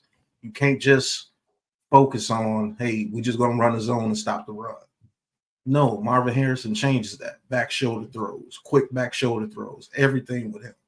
That changes with him. Now, will it make it to where this offense will explode and just be dynamic? No, but it will help. We won't be as clueless. Oh, it'll help, of course, with someone like a Marvin Harrison. That's just my vision of it. I guess my whole issue maybe on that, and I would disagree, it'll help. There's no doubt about that. But I go to the point of, does it make a big enough difference that I want to use a top 5 pick on a guy when I have so many other holes, including, in my mind at least, the quarterback position? And so I look at going, okay, look at OBJ. We had him. Were the Giants that great with him? No, but we were able to get points with him on the board. Except for we didn't win anything. We didn't win anything with him because we didn't have an offensive line. But just because I picked Marvin Harrison doesn't mean I can't. That's the whole point. Put pieces on the offensive line. We don't have a quarterback either in my mind, though. That's my biggest problem. I don't think we have a quarterback still. Okay. So who do you think that's where it really will come in here and change the dynamic of this team in this draft? Yeah, I think you have easily 4 to 5 guys that could potentially come in here and, again, potentially because they're rookies, potentially be better than Daniel Jones is. And my whole thing is, I look at it from the Giants standpoint of my whole life, we've won 1 Super Bowl every decade I've been alive. That's the standards I hold this team to. And if we're not going to win a Super Bowl with Jones, it's time to move on and hope the next guy is that guy. And if he's not the next guy, we're moving on again until you find that quarterback you can win a championship with. And I don't mean a year or two. Jones has had, enough years at this point here now. He's proven what he is. We're going to year 5 now. We know what he is. He's an injury-prone quarterback that when he puts everything together is an average quarterback in this league. So nothing wrong with that. Not good enough for me in my standards. You know that you mean to tell me you know that he would be just the average quarterback if you put things together around him. So you've seen Daniel Jones. I've had enough time. You've seen Daniel Jones with a half decent offensive line and one good weapon. Have you seen him? No. Have you seen him be able to play with that? No. So how can you? That's what I get. That's what I go when guys make statements like this, because you've never seen him with a half decent offensive line. You've never seen him have a bad offensive line. No, for a good part of this year. For a good part of this year, he did with all the injuries. There was a lot of injuries in that line at the beginning of the year. That Houston Texans offensive line had a huge line. That Texans offensive line has been ranked between 12 and 15 all year long. When they're healthy, yes, but they had a lot of issues on the health wise. Okay, so when they were healthy, he was balling out, right? But when they started getting hurt, but what happened? when they were He hurt in the started beginning throwing of the year, interceptions. he was still doing good. No, this is the beginning of the year they No, were all hurt. no. That offensive line has been blocking their butts off this whole season. That's the reason why he's been able to shine the way he is. When they started getting hurt and they started going down, the offensive line started playing not like how they were playing at the beginning of the year. He started throwing mad interceptions. See what I have to look back at the history of the injuries then, because everything I'm seeing in injuries on them has been beginning of the year. They've had a lot of issues on the injury with Green and others at that point on the offensive line. Let's throw the injuries out. Okay. Were they not ranked between 10 and 15 all season this year? Ranked which way are you talking? The offensive line rank. They have been ranked between 10 and 15 all year long. So it doesn't matter who's out there. They're still blocking when you say rank, how are you ranking them? What ranking are you using? That's the my PFF question. rank, whatever rank they say is out there, PFF or where PFT, whoever it is. They've been ranked between 10 and 15 all year long. So that's where part of the problem you run into is when you're talking offensive line is a lot of the ones people use is PFF, and I've never been a big fan of PFF because I've seen them rank players very high that I don't like. This year?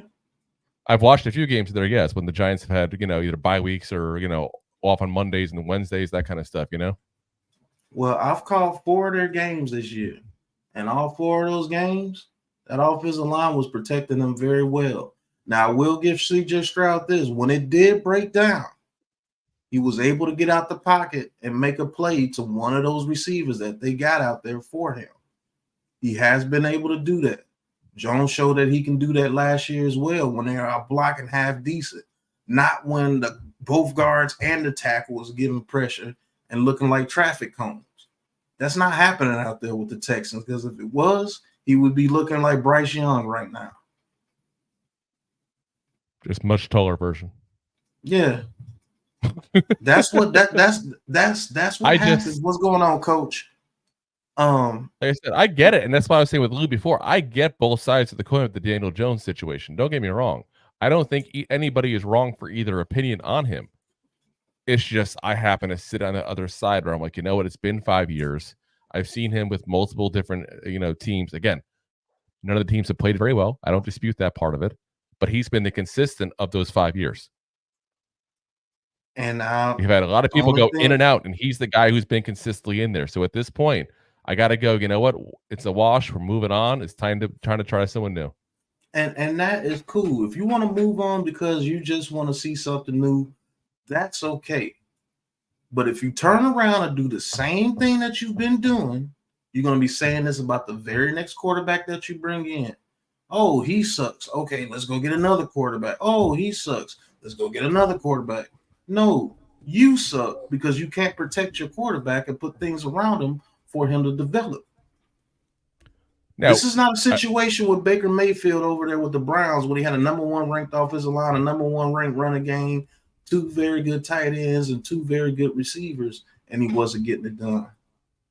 That's different. Now, what's your thoughts on DJ Down and reading the blitzes? Because I do think that's part of it as well. Like I'm watching the games this year before he got hurt. I thought there was a lot of times that he was getting hit. That point blank, he missed somebody who had a clear path to the quarterback, and you can tell that before the play even started. I think that's my main issue with him is we're in year 5, and he's still having trouble reading defenses. And I bring up the Seahawks game as a classic example of that. When Witherspoon came in and sacked him on a DB blitz, there was multiple plays. Let me tell you about multiple that play. Plays. And I'm not talking about one play. There's multiple plays that he was wide open. Let me tell you about that play there. He got right at the end of the line with nobody ready to block him. Let me tell you about that play there. That was a damn good play by Witherspoon because Witherspoon hid his blitz. He hit his blitz very well. Nobody knew he was coming until the ball was hyped. But let's say if you had somebody like a Marvin Harrison Jr. that could get open quickly on the slant, then that can help you out while getting hit by that DB when he's coming in there scot-free. This man is playing behind an offensive line that can't pick up a stunt at all. You're getting free people on every play. So out of the, let's say Daniel Jones got sacked 34 times. How many times do you think that him not idling out the line caused him to get sacked out of those 34 times? I'd have to review the tape of each one of those to give you the answer on that. But honestly, I would say that every single game that I feel like I watched this year with him, there was at least 3 blitzes or so that I would see, like, per game. It felt like that he was like, okay, here's a wide open guy, and he'd mess it up because he didn't see the guy at the line that had a clear shot to him as soon as the ball got snapped. So let's just give a guess. You say 10%, 20%, 30%. How much percentage of the time do you think? How many percentage of the sacks you're saying I'm blaming on him? I mean, again, without looking at the tape specifically, give you an actual number, just off the top of my head, percentage here, 20%. So out of, let's just say 30. So 6 times out of those 30 times, it was his fault. Is that a unacceptable number for you? Oh, listen, if you're asking me if the line's playing good, that's a separate issue. Of course, they play shit this year. So let's just say the offensive line. We're going to agree on that 100%. Yeah, let's just say the offensive line was half decent. Do you think this team would be a lot better? Let's just say they cut those sacks down to like. I think this team would have been a whole lot better if we didn't have the injuries. I think the Giants couldn't get past the first game getting their butts whooped, and that affected them mentally big time. And I think also all the injuries right at the beginning of the season just wrecked them. When you lose your only good offensive lineman, when you lose your star running back, when you're down to getting guys literally off the streets. I mean, as much as Pugh made it a joke when he came in that first game, that's embarrassing. Yeah. I think y'all both making good points for real. I mean, this is just valid conversation, man. That's all. Oh yeah, no, and much respect, man. You know that. If I go for it. Check it out, man. Look, Pat's right. The offensive line is bad. It's 32nd ranked. When you're having free rushers get to the quarterback, like Daniel Jones is having, that's a problem. You know what I'm saying? And we all know the offensive line coaching is bad. I think every Giants fan can probably agree to that to some degree. And so it is affecting the quarterback play. Now, where I agree with the QB side of it is, yeah, if you find a dynamic quarterback like that, it can help out a lot. You know what I'm saying? But it's not going to fix everything. It has to start up front. When you look at teams like Philadelphia, when you look at teams like the 49ers, do you believe that their quarterback play or that their quarterback talent, let me put this correctly, is elite? We're talking about Brock Purdy, guys like Dak Prescott, Jalen Hurts. Josh, what's my man's name? Goff over there in Detroit. Yeah, Jared Goff. So what is making those teams top of the NFC right now? It's their offensive and defensive line play.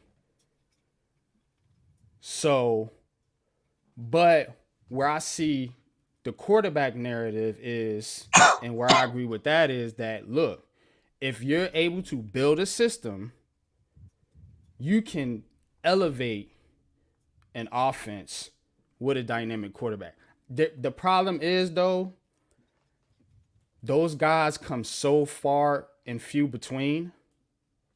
We're talking about guys like, I think it's 3 right now: Pat Mahomes, Josh Allen, and Lamar Jackson. Everybody else is pretty much on par with each other. Just depending on their situations, they might play a little better than, one of the other quarterbacks. So when you're looking at everything in the landscape of things, you have to say to yourself, what is easier to do? Find that elite level quarterback or work on building out your team and then putting the piece in place, the final piece of the puzzle, which would be the elite quarterback or just a above average quarterback, a competent quarterback. You can't have a scrub out there. We get it. Now, as far as Daniel Jones, Daniel Jones is done in New York, but he's not done next season. He's gonna play. I mean, guys have to understand that they're paying this guy a lot of money. He's gonna play. You can get mad about it. You can throw a hissy fit, No, that's jump a up and fact. He's gonna down. be here. You know what I'm saying? He's Whatever gonna you be want to here. do, he's gonna play. So guys just have to get over that. You know what I'm saying? But I agree. I think the Giants do need to take a quarterback in this draft. It doesn't have to be in the first round though. And see, this is where guys miss me. Everybody's just like, take any quarterback. I think there's one quarterback that, if in the right system, can change a game like that, and that's Jaden Daniels. And he's gonna need a receiver though, because that kid Malik Neighbors and Thomas over there, they're sick right now. They're probably both pushing for number one first round picks. Thank you for the So $5 super chat. you Sorry, hold still on one need. second. Go ahead. He says salute and respect to El Rey de Boricua, Low Bronx, Little Italy, Little North Carolina, Big Blue Crew family, no doubt how Giants fans in America, and forget about Coach Dave. Exactly. But you still need, you still need a competent quarterback. You still need a guy that can do some things. And the biggest problem with Daniel Jones is the injuries. Because if you're counting on him next year and he gets hurt, now you back to Tyrod Taylor and Danny DeVito. Especially a neck injury. You know what I'm saying? So that's my thing. That's why I'm with you. We need to move on from Daniel Jones. You just can't do it this season. So, to split the hair, as they say, I'm kind of in the middle there. Look, the whole conversation. I don't care about the Giants moving on from Daniel Jones. If you have to do it, do it. Only thing I care about is don't bring another kid in here with the same formula of this offensive line. And think Because you succeed. you're just going to ruin another quarterback. You're going to ruin him. What's going on, Miz? And that's not fair to these quarterbacks. It's not. You can't keep putting these quarterbacks in here and every one of them's getting punished. When you look at the quarterback pressure rate chart, the top three quarterbacks that are being pressured is Daniel Jones, Tyrod Taylor, and Tommy DeVito. All three Giants quarterbacks. Nothing changes when they get in there. It was a slight change because they started to get healthy a little bit, but it was still bottom of the league. And all three of your quarterbacks are up there. That's an issue. That's not just a quarterback issue. That's a legit offensive line issue. Each one of your quarterbacks. Offensive coach issue. Yeah. Offensive line coach issue. Mm-hmm. That's why I'm on the route of, hey, look, if you don't like one of these guys where you just think that he's the guy in the first round, build a damn foundation for whoever you bring in here. I don't care who it is. Daniel Jones might not play another down. You think I'm going to cry and be like, oh, I hate the Giants because you got rid of Daniel Jones. No, that's not me. I've called games for Jake Fromm, rooting for Jake Fromm to throw a touchdown, bro. I don't care who the quarterback is. I'm a Giants It's hard fan. to root for Jake Fromm. But I was calling the games when everybody else said they couldn't watch the shit no more. I was calling the games. I was calling for Mike Glennon. He's right. He's right. We root for every quarterback. Check my file. Every quarterback that's been in there, I have not bashed that quarterback at all. I could easily be like, well, let me pull up the film with Tommy DeVito, Mr. Quarterback, Mr. Receiver downfield, just like they do with Daniel Jones for every one of his missed throws. I didn't do that. You know what I said? I'm going to get behind the quarterback. Tyrod Taylor came in last week, the Philadelphia Eagles. Then I'll be like, I can't call it no more. You took out Tommy Cutlets. You took out No. That motherfucking defense was getting 4 turnovers a game when he was playing against bad teams. And we were barely scoring points. I don't care who the quarterback is. But what I do care about is be real about the stuff. You can't sit here and say that, oh, Daniel Jones will be average at best, even if you had everything around him. How can you say that when you've never seen him come close to what any of these other quarterbacks have had out there? He's never had an offensive line ranked above 28 in the league. Never. He's never had a weapon that's ranked top 30 in the league. Never. So how can you say that? Off what basis? You've never seen him with a top weapon. You've never seen him with a half decent offensive line. You've never. Could it be time to just move on? Yeah. Sometimes you just need a breakup. Like Evan Ingram, he just needed to move on. Look what he's doing with the Jaguars. He's catching the ball all of a sudden. I'm going to reverse this just a little bit on you as well to a certain degree. And just to be clear with the comments, I see Tudo in there. Listen, nothing but respect for you, man. You know this. You know I got nothing but respect for you, man. But I'm going to reverse a little bit what you're saying as well when you talk about receivers and weapons and stuff like that. Like, what weapons did Eli have really that did a damn thing after he left? Sometimes quarterbacks make the weapons around them as well. How? And that's the guy I'm looking for. How does a quarterback make a receiver catch? How does a quarterback make a receiver throwing the right spot? Route? It's leading the receiver to the right places. It's the conversations beforehand. That's good. But if that quarterback can throw that ball and lead that ball as beautiful as Aaron Rodgers can lead the receiver to a spot, if that receiver can't catch, it's an incomplete pass. No matter how great of a quarterback you are, how great of a pass you throw, if he can't catch, it's a wrap. If he can't run routes to get open, you can't throw it through a DB's chest. No doubt on that. But what I'm saying is I don't see one guy that's developed with Daniel Jones. Who, Darius Slayton? Darius Slayton is a 3, and he's consistently getting 700 yards when he's healthy with Daniel Jones. Correct. He's a good depth piece. He's a good depth piece. Okay, but that's been his number one receiver. You see what I'm saying? Correct. But what I'm getting at is what I'm saying though is look at the receivers that Eli had when he had them, and look at when he didn't, and when they went somewhere else with somebody else quarterback wise. Every single receiver played better with Eli than without him. Because he was able to elevate the people around him. What receiver he was that has kind of quality. What receiver has left Daniel Jones and went and played better? What receiver has left Daniel Jones and went and played better elsewhere? None. But that's not the point of what I'm saying. The point I'm saying is what receiver have we felt like he's elevated, you know? Darius Slayton, the only one that has half decent talent. He's consistently getting 750 yards a year. Do you think hasn't dropped off. Jones? That's both of them. Daniel Jones has a little bit of talent. Slayton has a little bit of talent. Slayton has a little bit of talent. If he catch the ball consistently, he might be able to be a 1,000-yard receiver if he catches the ball consistently. That's a fact.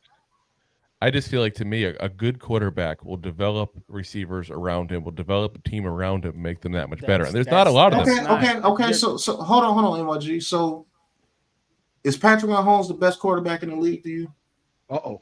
Not this year, but overall, yeah. Just overall, do you think he's the best quarterback in the league? Overall, yes. Based off of his history and everything. Okay, so Daniel Jones played with Kadarius Toney and Richie James, right? Mm-hmm. When Richie James and Kadarius Toney over there with the Chiefs, what are they doing? I'm right here too, though. Absolutely nothing because they're gone. Kadarius they're so down Toney, to depth order at that point, especially Kadarius Toney. This is the most frustrated you've ever. This is the most frustrated you've ever seen Patrick Mahomes as a quarterback, correct? Correct. Kadarius Toney has costed them at least 2 games this season. It's costed Patrick Mahomes 4 picks, at least. Richie James can't even touch the field with the Chiefs. Those were the receivers Daniel Jones was throwing to last year. Yeah, last year, and he made the playoffs with them. They traded Kadarius Toney because he couldn't get on the field. But you just told me that a quarterback elevates the receivers around him. Correct. No matter what, because he's that good. Why can't he elevate Kadarius Toney and Richie James? How did he elevate? He's the best quarterback in the league.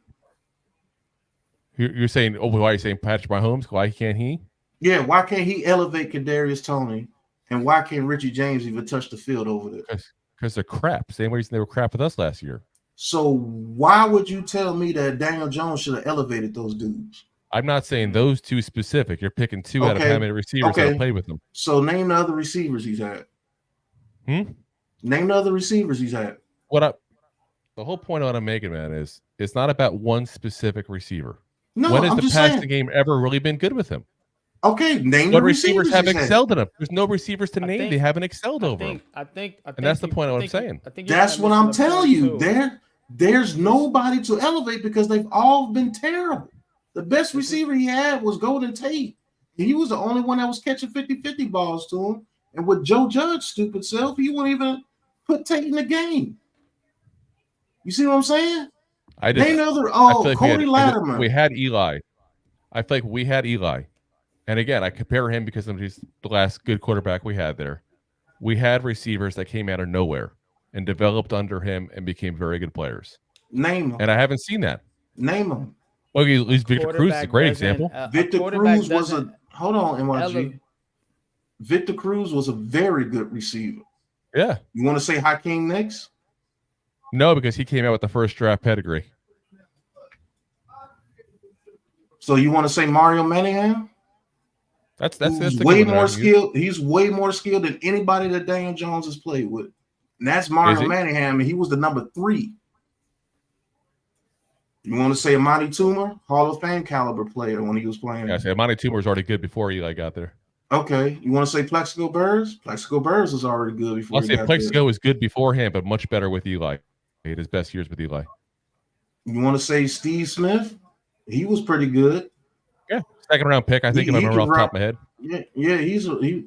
Did he develop? What's the stupid little dude that we drafted, number 11, that was supposed to replace Steve Smith? What's the little guy name? I can't think of his damn name. He wore number 12 like Steve Smith. He never developed because he was ass. Jarrell Jernigan. Did he develop Jarrell Jernigan? Oh my God, I haven't thought that name in years. Did he develop Ramses Barton? No, because he was ass. Yeah. Did he develop Ruben Randall? No, because he was actually, you can make the case with Ruben Randall. Actually, I think he's actually a pretty good example because Ruben Randall, I don't disagree that he was ass, but look at his stats. When he was with the Giants, let's see, only 300 yards the first year, 600 the next, 900 the next, 800 the next after that, and then got cut the next year by the Eagles. So okay, we give you Ruben Randall if you want to use him. Who's the other guys? You want to say Dominic Hickson? Nah. I don't think he was so. he was a decent depth piece, but a special teamer, but nothing crazy. But we've already gone through a whole bunch of guys. That's what I'm saying. All those guys Eli played with were way more talented than what Daniel Jones was. Name me 5 receivers Daniel Jones has played with in the beginning of his career. Do we know that some of the guys that Daniel Jones his guys wouldn't have developed with a better quarterback? We don't. And I'm not saying they would have either, but we don't. Cody Latimer would have developed with another quarterback. Maybe he's a tight end. He couldn't even last in the CFL. Bobby, I got too many people on right now. Hold on, let me get to you. Cody Latimer. Who's the other sorry ass dude that we had? Wait, hold on. Is this Coach Dave? No. Oh, because I don't see him in the chat, so I thought maybe this was him. No. All right, sorry. Yeah. Cody Latimer. Who's another guy? Shepard, always hurt. Yep. The only guy that he really had talent with was Slayton, and he's been solid his whole career with him. Solid. A solid number 3. He's supposed to develop David Seals, Marcus Johnson, who couldn't make it nowhere. Seals couldn't make it nowhere. Alex Bachman. He can't make it on anybody's practice squad. Who are these guys? The only guy that he had was Golden Tate, and he was in his golden years. And you was throwing the ball to him pretty good. He threw the ball to Shepard pretty good when he was healthy. Like I said, to me, Evan Ingram, Evan Ingram was getting mad targets, but he was dropping half of them. But there was guys. Some of these guys you talked about before. They are not guys that came out with first round pedigrees and all that kind of stuff. There. Yeah, but they had talent. I don't care where you came from. I get it. I get they had talent. But what I'm saying is, again, nobody has developed. And that's where I'm just at. And I'm not saying it's 100% Jones. But are we going to sit there and say it's not, that he's not part of that equation? I'm not saying that he's not part of the equation. I'm saying, who was he supposed to develop? Well, we can go with the Evan Ingram thing right there as a part of it. Evan Ingram probably was the most talented guy he played with in that time period. It wasn't that he couldn't get the ball to Evan Ingram. Evan Ingram was dropping passes. Do you know Evan Ingram probably could have made Pro Bowls with the passes he was dropping? That dude was He made dropping one wide with open capacity. passes. Yeah, he made one I'm with gonna him. tell you one thing: Trevor Lawrence ain't elevate Evan Ingram. Evan Ingram elevated his goddamn self because Trevor Lawrence is over there playing like trash. Evan Trevor Ingram Lawrence is shouldn't be catching playing the the last couple ball weeks. now. Right. He's actually So, catching the ball. you Do you can't know how say many that. targets Yeah. that dude was getting, bro? If he would have caught those targets, you know the stats that he would have put up? And if he was healthier too. Yeah. We wasn't being used correctly either by the coaches that we had with him. Fact. Yep. They can't use That They hurts had him call right out, I development. think. They can't Yeah. use no tight end correctly. It seems That like. hurts development as well. A system that's not conducive to your skill set. That hurts your development extremely well. But the Tight ends people, and can't get I'm no not targets coming because at they you. got to block for Yeah. the damn line. And all I'm the not damn coming time. at you, Drew. These No, are dude, the you're questions good. that I I'm not ask. taking as that. You know, you like I said, nothing but respect between two of us. You know that just as well as I do, man. We're all good. Everybody that says that, tell me the receivers that he was supposed to develop. Because the two of his receivers that he had to throw to, one of them was his top target, and Richie James can't even make the field on the Chiefs. And Kadarius Toney is an absolute clown show out there, like Miz was saying. With Patrick Mahomes throwing on the ball, and he's the cream of the crop. And if he can't develop him, then who can? Who can? If he can't develop. No, I'm not eating and keeping quiet. I'm letting the discourse take place. So that's the argument that I have. Who was he supposed to develop? It's not like we drafted first round rookies over here and it's supposed to develop. Oh, he was supposed to develop Kenny Galladay coming over here with a horrible hip and couldn't run. That was just a bad signing. That was his number one target. A dude that couldn't run no more with a bad hip. David Seals, that was his target. Myrick, who doesn't even have a catch. Oh, he's never gonna have a catch. Yeah. You see what I'm saying? I mean, these Golden Tate. Yeah, towards the end of his career, obviously. Like I said, dude, I'm not saying again. You're making good points as well. I'm not saying that he's had the best talent around him either. But when I don't have anybody developing around him, that's where I'm looking like, what the hell? And it's not, like I said, it's not just him. It's also obviously the people around him, but it's both of it to me. At least one guy should develop around him and become a guy that he has a good rhythm with, besides Slayton, because Slayton's 700 yards is not enough to make me go, oh, 700 yards. Here we go. Yeah, that makes you go that, hey, he's a solid guy if I have some solid B guys on the field. Yeah, if I have talk about drops. I mean, how many drops did that guy man have last year? Oh my God. Do you know the yardage that he could have if he didn't drop the ball? That's what I'm saying. He would have had over 1,000 last year if he just kept the damn hands on the ball. Right. But that's that they make it seem like that's Daniel Jones' fault. Don't get me started on that shit, motherfucker. Sons of bitches. See, these are the conversations that I want to have with sound mind people who don't just try to say stuff to fit their narrative. I get it. You want to move on from Daniel Jones. Cool. Sometimes you just need a breakup. Sometimes it just is not going to work out. Whatever the energy is between me and you, hey, baby, it just ain't going to work out, okay? You go your way, I go my way. I can accept that all day because that is true. That is true. It's been a long time. But don't sit here and trash the person like he's just the most trash quarterback that's ever played. That's crazy to me. He's never had nothing around him. No, and I'm not, again, I've been very clear. I don't think he's trash. I don't think he's good enough for us to win a Super Bowl with. Unless, and I'm sorry who alluded to before, like the scenarios where you got like the best defense and all that stuff around him. I don't want that kind of quarterback. I want an elite quarterback because that's what you need to win a Super Bowl. You need to get an elite quarterback. So you feel that you need, and that I think this is why people like. I think this is why people like me, NYG, Miz, and Lou, everybody just thinks that it's supposed to be this elite type quarterback. No, I think this league has lost the basics, bro. Back in the day when you had those teams going at it, Phillip Rivers going at it with Peyton Manning. It wasn't just, just get this elite quarterback. He can overcome everything. He elevates everybody. No, it was system versus system. Who ran their system better? When you played Tom Brady, it was system versus system. Who's going to be the one that doesn't make that crucial mistake? When you looked at Drew Brees, that was a system. No matter how great Drew Brees was, he wasn't Drew Brees until Sean Payton gave him that system. Look at Russell Wilson. Russell Wilson is not A the same system at Denver. Right.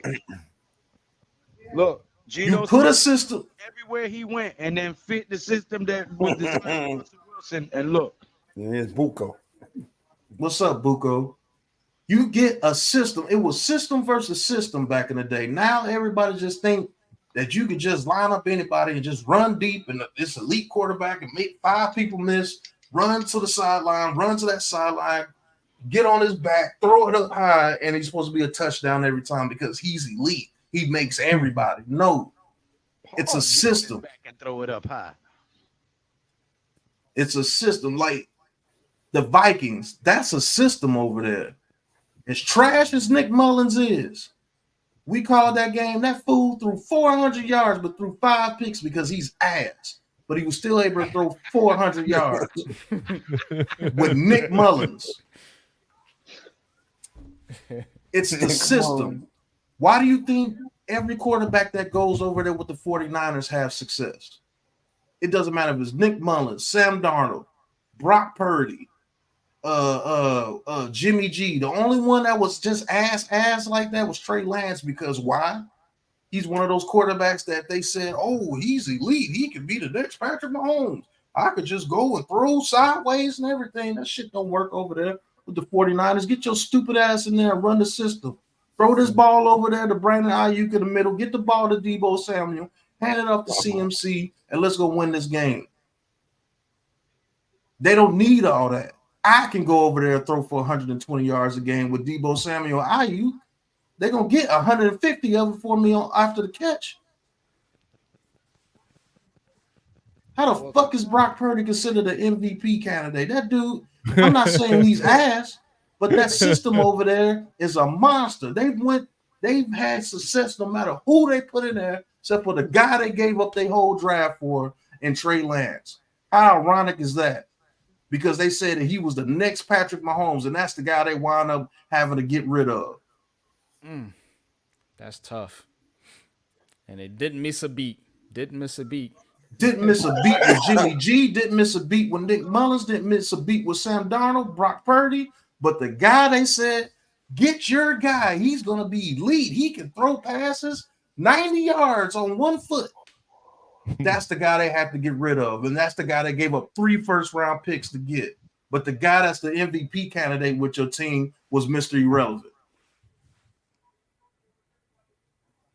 It's a system. The Eagles, a system. The Cowboys, a system. The Chiefs, a system. That man was balling with Alex Smith before Patrick Mahomes got there. Mm-hmm. It's just that Patrick Mahomes, since the system is so good, he's more talented at quarterback position.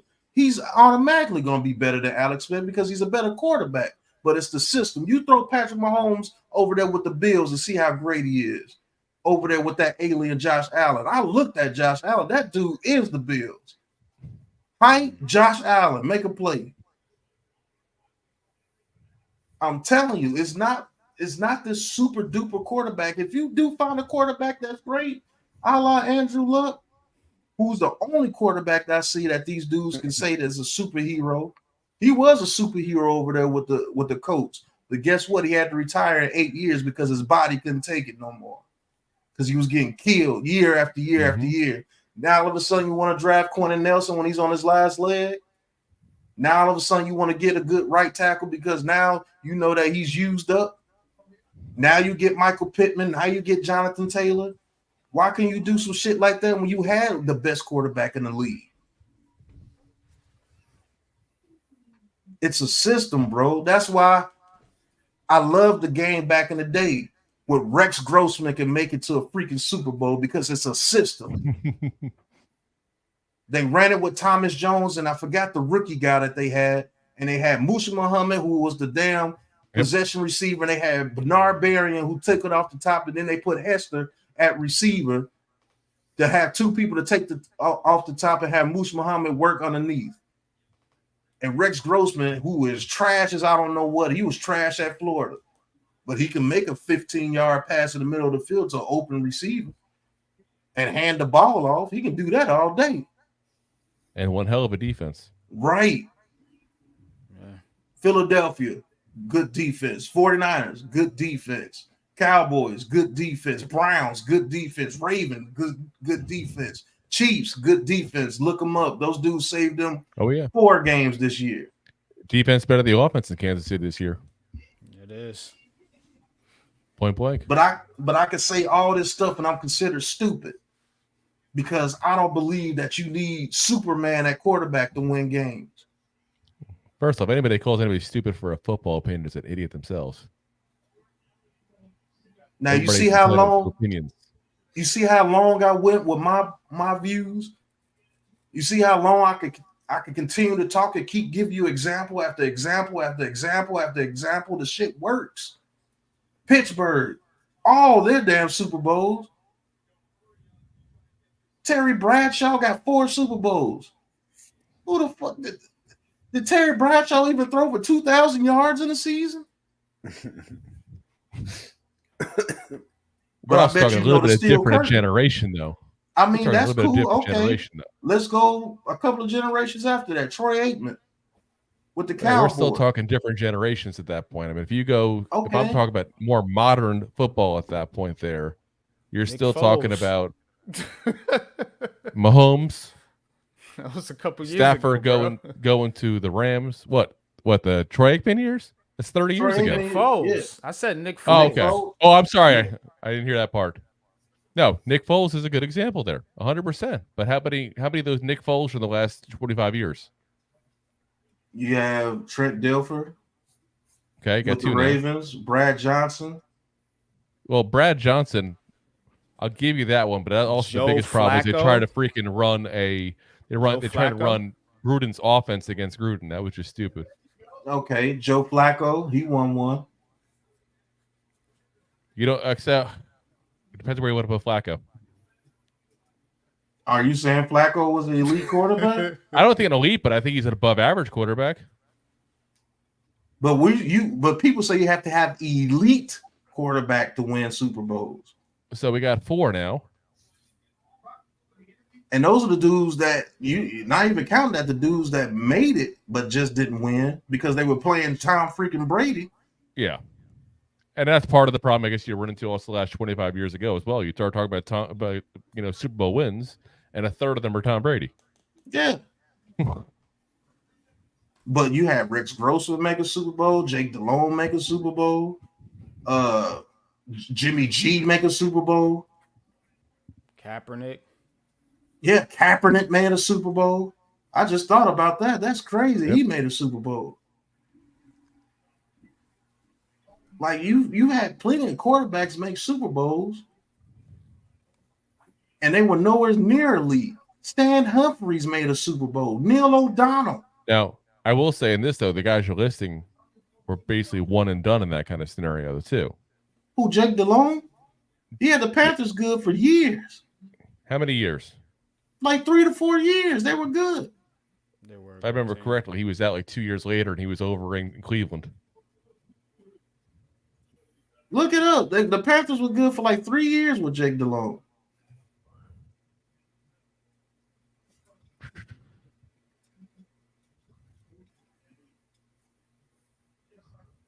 What year did they go to the Super Bowl?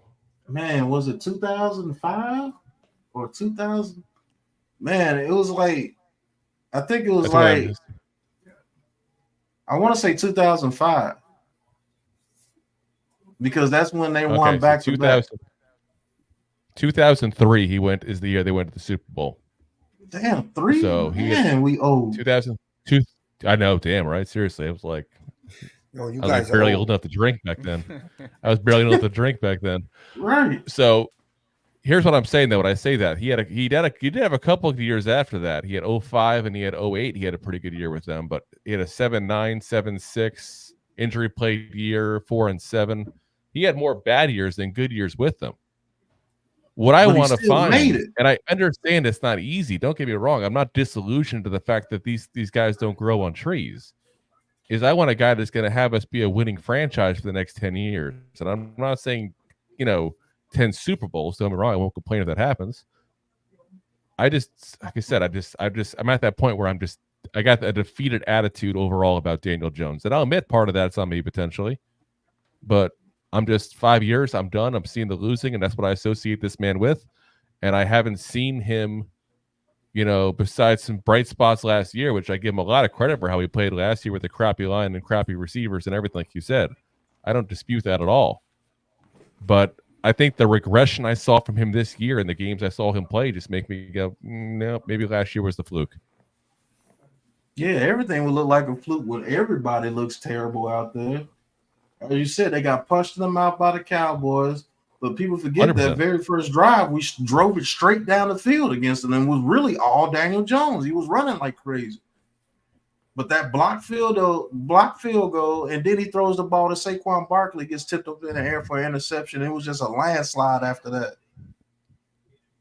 Yeah, he had a couple of them this year.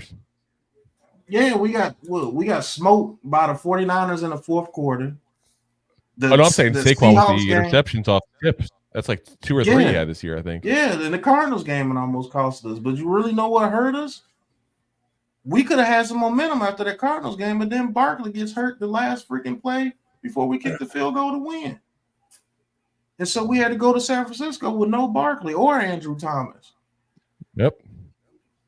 That hurt. He lost his the game. That the game JMS got hurt too? Yeah. For San Francisco? Yeah. So, I mean, injuries played a part of it too. But I'm not mad at you. It's been 5 years. You want to get rid of the guy? Get rid of him. But please, the next guy, do right by him. That's all I care about. Do right by the next guy. I don't disagree with you that we did not help him out much in any way, shape, or form. Bad offensive line, multiple coaches, all the issues that he's had at that point. I don't take that out of it whatsoever.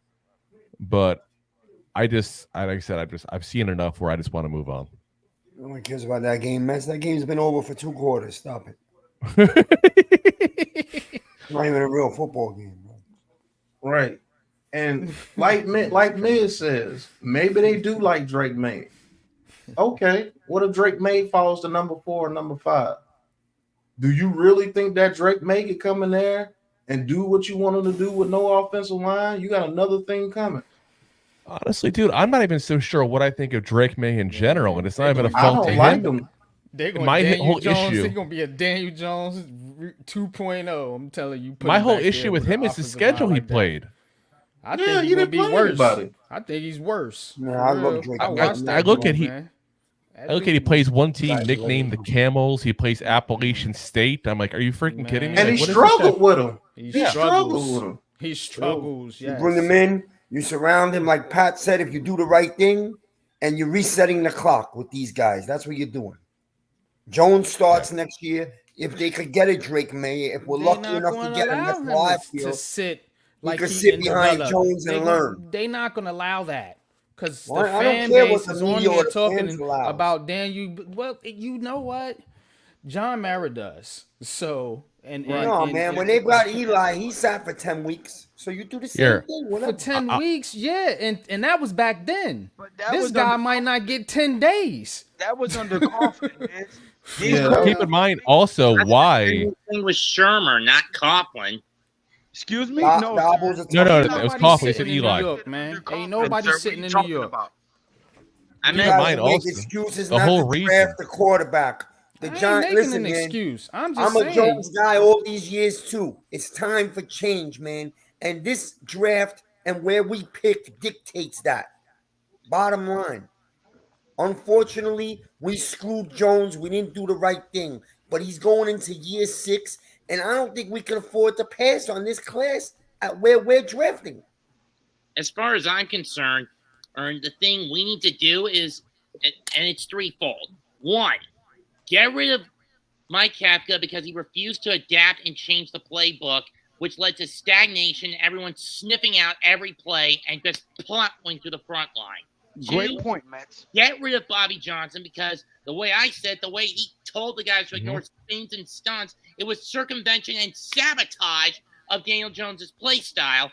And three, most importantly, get an O-line to fill that gap on the right tackle side because Evan Neal did two things in that spot up until that ankle injury. J and S. And Jack left town mean was nothing but a big heap of you-know-what. God. Well, new haircut, new attitude. Okay, Mohawk. Look at that. I ain't gonna lie, man. The Mets got a nice little haircut. Oh, Yeah, a few days ago. but to me, this whole QB thing, man. It's like if you say don't take a quarterback and you don't have to take a quarterback in the first round, it's offensive to people or something. Do you really think that if they draft, let's just say they take Daniels or Caleb Williams, somehow, some miracle Caleb Williams makes it to them and they take him, I can see them be able to do it with Drake May. But you know this race stuff is horrible, bro. If they draft Jaden Daniels or Caleb Williams in that first round and tell the fans, the people, that they're going to make him sit behind Daniel Jones, you know the uproar that's going to cause? It's going to lead to like, grab the torch seriously. and get. Yeah. Well, here's the other scenario too. What? Let's say hypothetically that I'm wrong about Jones, and you play him, and the Giants do very well. You know, we talked about Eli a minute ago sitting 10 games. Don't forget the whole reason Eli went in is because Kurt Warner was having the team playing very well, and they were worried that he would end up taking the job, basically, where they go, what do we do with this kid now? That was part of that equation back in 2004. Yeah, I mean, that can happen too. What if Daniel Jones in the first 10 games, we 9-1, and you got this number 4 overall pick sitting on the bench behind him? Then he sits. I see. But now what you gonna get for him? What you gonna get for him if you decide to go away from him? Or Daniel Jones goes to the NFC Championship game and loses. Okay, let's get rid of Daniel Jones now and bring in the guy we drafted because that's our guy. And then he comes in and flops. That's an automatic fire. That's an automatic fire. In my book. Well, I'm not one to trust mock draft sites. I'm sticking to my guns and saying we get an O-line. And as far as I see, Olu Fashanu is the pick we need. If they draft Fashanu, this fan base will go absolutely apeshit. Absolutely bonkers, bro. Bonkers. I'm telling you now. We need to fix the O-line, but I'm not willing to pick. No, he's an edge rusher, right? I know Fashanu's a tackle from Penn State. Yep. That's right. Okay. Now, I don't want to spend a 4th overall pick on the right tackle. We burned a 4th pick on a left tackle. Me either. No, don't get me wrong. I know we need to fix the O-line, but I think we can get a lineman in the 2nd round. Agreed. That 4th overall pick, if you're not getting a wide receiver, you better get a quarterback. Or an edge rusher, the best edge rusher in the class, opposite of Thibodeau, to put opposite of Thibodeau. That would Those are the only 3 picks that I can honestly see at 4th overall. That would be either Laiatu, Latu, or Dallas Turner if we were going edge. Me personally, I would go Latu Mets because that dude holds the edge against the run and is a good pass rusher. I think he's the best in both areas. But I understand what Miz is saying too. If you're picking that 4th overall and you don't get a quarterback this year, and we mess around and do good and get 9-10 wins next year, now you're stuck with Daniel Jones until you suck again. Yep. You know what I'm saying? So I understand the logic on both sides, but people have to think realistically. Like, they've spent money on Daniel Jones. They've invested in him. They went and got Darren Waller.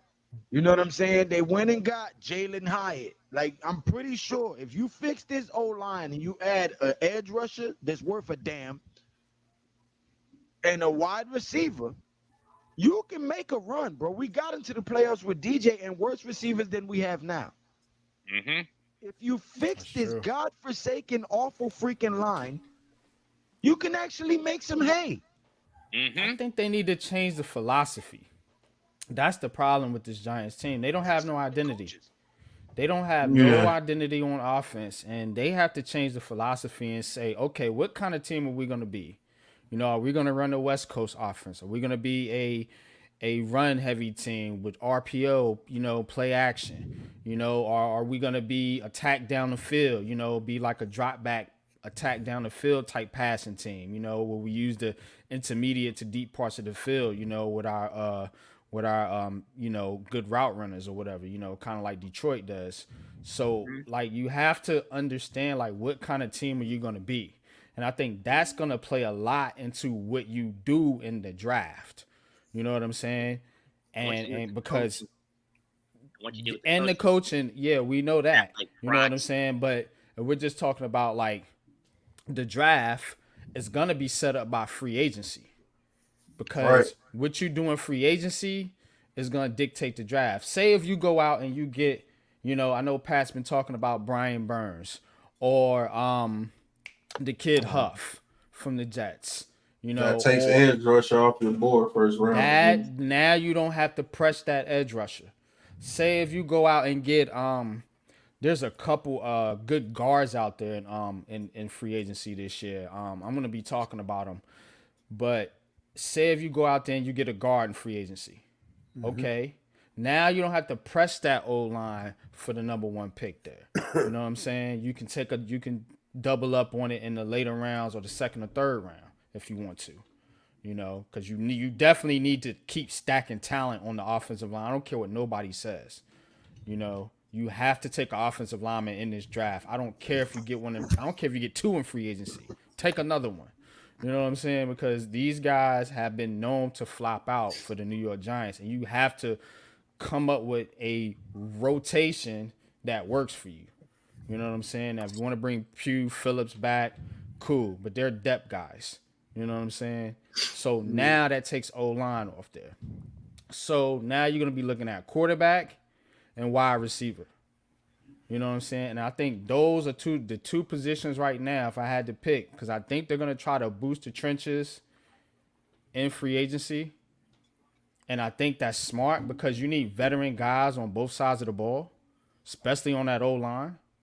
You know what I'm saying? So you can't keep drafting young guys because young guys take time to develop, and you have to go through this whole learning curve again with a brand new offensive line. You know, but if you get some veteran guys in here that know what to do, that's solid, you know, that can help the young kids come along. Okay, now you cooking. Yeah, but So here's I think that's the strategy, real quick. I think that's the strategy that the New York Giants need to approach when it comes to free agency and the draft. Figure out what kind of team you're going to be and build it up from there. But here's my Go issue ahead, with man. the whole getting free agents with lineman free agency. The big question is how much you're willing to pay them. The main I issue we don't ran care into about money, man. They got money. They're going to have I'm like only- $50 million or something like that if they You make have the right close to cuts. 70 million, close to Yeah, 768. I Like don't that. care. I don't care. Fix the damn line. I don't They give a got damn money. what you give them. Shit. all I'm saying is, are we going to be Sick of getting people talking basically- about the money. All I'm asking is, are we going to get veterans who are past their prime, injury prone, and ultimately No, the guys that he's talking about, Mets, are like 26 and 27. They're not old. They're in their prime. But are they still Oh, injured? and even get off that. The Rams went and got Whitworth when he was 38 years old, Right. and it turned out to be one of the deciding factors on that team when that offensive line got a lot better when they got him. When we could have had him. How old is Trent Williams?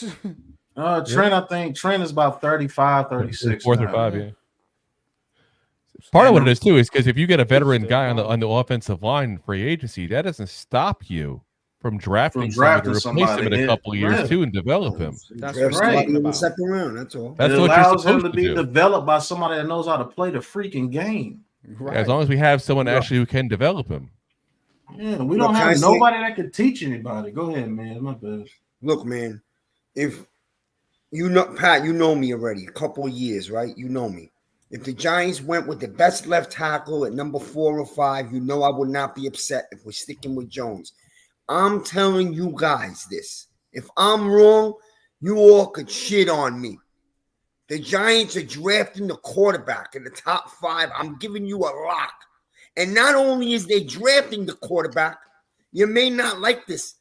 I'm going to tell you, there's a good chance they're going to trade up to go get that guy they want. And Joe Shane has been to 7 of Drake May's games himself. And that's all I need to know. I'm telling you that's what's going to happen. And you can You're going to have to get in front of the Patriots. I'm pretty good with certain things, right? I'm telling you. I'm not telling you this like, oh, I hate Jones. I want to get rid of him. You know I'm not like that. I'm telling you they're going to draft their kid quarterback. In this draft, Washington. I'm telling you. And a matter of fact, I'll go deeper. It's going to be either Drake May or Jaden Daniels, and you can lock that up. I give you a lock tonight. They don't got to trade up to get those guys, I don't think. They might have to because of Washington. It all depends what New England does with the Jets in the last game. New England's taking a quarterback with that first pick for sure. Mm-hmm. Yeah, New England and if the Bears and the Cardinals don't take one, we got a chance to get Drake May or Caleb Williams. Or did anyone see the report last night from Jordan Renan? No. Well, Alice just put it up. It's a true report because I wrote about this last night. Jordan Renan reported that the Giants are drafting a quarterback, and there's a real possibility Shane is willing to trade up to go get the guy he wants. And you may not like him. You may not think he's the guy. The guy they want is Drake May. I'm just giving you facts. I'm not giving you what the Miz wants. If you're willing to trade up to get Drake May, you better go sign you some veteran offensive linemen to quit playing around. I agree with you. They better be young. Hold on, Max. If you got to give one of those guards $18 to $19 million a year, one of those young guards, either from the Rams, I know that's one you're thinking about, NYG, and the other one from the Dolphins, I think he's Hunt. Dolphins, yeah. If you got to outbid one of those guys, hell, I'd say get both of them. You willing to trade draft capital? Get both those guards. And draft me a right tackle with whatever draft pick you have left after trading up. You're probably going to have to give up your first, one of your seconds, or probably maybe a second or a third next year. Might have to give up both seconds. You probably will if you're going from like 5 to 2. If I'm giving up both, I'm not giving up. They won't. I heard they won't give up both seconds. Yeah, I don't think they'll give up both seconds. Give up one and a 1 and 25. They're going to want to build something this year. So if you're willing to give up a first round pick in 2024, first round pick in 2025, one of your second round picks this year, and I promise you're going to have to give up something other than those 3 picks. I promise to jump up to number 2 or number 1. We'll give him Evan Neal. Nobody wants to give up a third or a you go get you both those top guards. You're gonna have about maybe 50 to 60 million. You go get those 2 top guards because you're gonna get money back from Daniel Jones after this year. And you better go protect that quarterback if you're willing to give up assets, because we're not in a position to miss on a quarterback like the 49ers did. The 49ers had a huge foundation. They gave up 3 first-round picks to move up to number 3 to pick that kid. You're going to have to get a wide receiver, too. Yeah. Or 2. Yeah. Probably 2. So you're probably going to have to get 2 guards, maybe T. Higgins or Michael Pittman. Yep. You better make damn sure you protect that guy because we're not in a position to give up that much and miss. Yeah, provided I don't think the Bengals or – what does Pittman play for? They're going to have to spend the like Colts. Crazy in free agency. I think they both get franchised.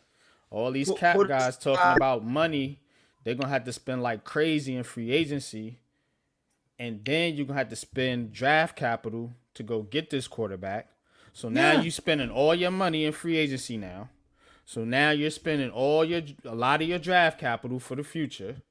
So if you miss, that's your ass. F you. You know what I'm saying? For real. We might also need a tight end. We might also need a tight end considering Waller's contract. You better draft like how the Rams been drafting, because if you don't, that's your ass. They've been hitting But- with second and listen. third and fourth and fifth Yeah, round picks. so when And that's- Alex says that multi-year experiment, no, it ain't no multi-year experiment. And if you come back into next year and you stink, after you done all that, you done spent all the money and the draft capital, and you stink. You can't It's jump a in wrap. 1 year, NYG. If they bring in I a don't. new It ain't quarterback, me, you gotta bro. give them a It's little while. the market, Miz. You know this. Fuck It's the market, man. We've been sucky You for a can say decade, so F it the don't really market matter you no want more, to, man. but the market don't say F the market, bro. That's what y'all don't I know understand. that market, but we've been shit for a decade, so it don't make a difference. Let them take their shot. The difference on this, Miz, is if we miss and it's a bad miss, That's what I'm agree. saying. now we bro. don't have free agent money or draft capital to fix it. What do we do? But what I'm saying to you guys is, don't be like those kids where you're gonna judge it off of one season. Give No, it a I'm not chance, just. you know? I'm I'm saying, not judging it, bro. hold The on. market's gonna Listen- judge it. The listen to fan what- base. Listen to what we're saying, though. You're gonna have to spend money to protect this kid because you can't go in the same way that you've done with Daniel Jones. You're gonna have to find some way to protect this agree. kid. I agree. Either you're gonna hit on some deep draft picks like third, fourth round, which you can. That can happen. But you're gonna have to spend some money on a weapon or something. You're gonna spend some big money on somebody. And if you spend that big money on somebody and get rid of first round picks in the future, because let's just say we got the 5th pick and we probably have to move up to 1 because the Cardinals want Drake May. And we have to move up to 1. I guarantee you there's at least 3 first round picks to move up to 5 to number 1. The number 1 pick has so many points on it. So you would have to give a talented player more than likely. I know you ain't spamming, Alex. I was away from the computer. 2 first round picks, at least, maybe 3. You're gonna have to give up one of your seconds this year, probably a second or a third the very next year. Probably a third. So you might not be picking until the 3rd round until 2025. And if you give all that up and this kid turns out he sucks, you got to give him at least 2 years, though. I get that. I'm not basing on 1 year, but if he sucks going into his 3rd year, that's your ass. Did we do that? Did we do this for Eli? How many years it took? His first 2 years were pretty ugly. It took 4. Right. It took 3. We made the playoffs before we went to the Super Bowl. He's right. In the world in 2004. I don't give a shit if it's 2004 or 74 because I'm gonna tell you right now, we've been duty ass for a decade. I don't give a shit neither. I said we had more sense in 2004 than these people have in 2023, man. Well, let's give this regime a chance, though. Let's give them their chance, bro. Is what I'm saying. You need to lay back off the coffee, bro. I'm just saying, man. I'm just saying, like, no, 1 second. Let me talk, man. It's not. I'm not saying.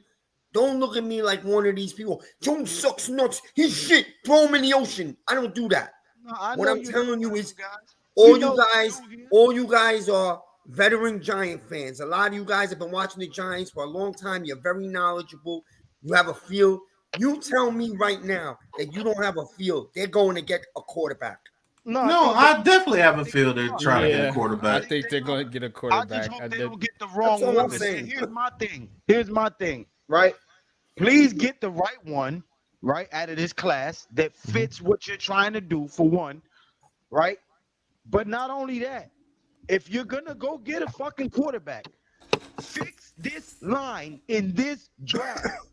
And in this free agency, don't get a quarterback, a high top pick quarterback, and throw him behind this same shit O-line and get him killed and shatter his confidence and make him second guess himself and fucking ruin his career and waste a pick. Look what Buko wrote. It's true.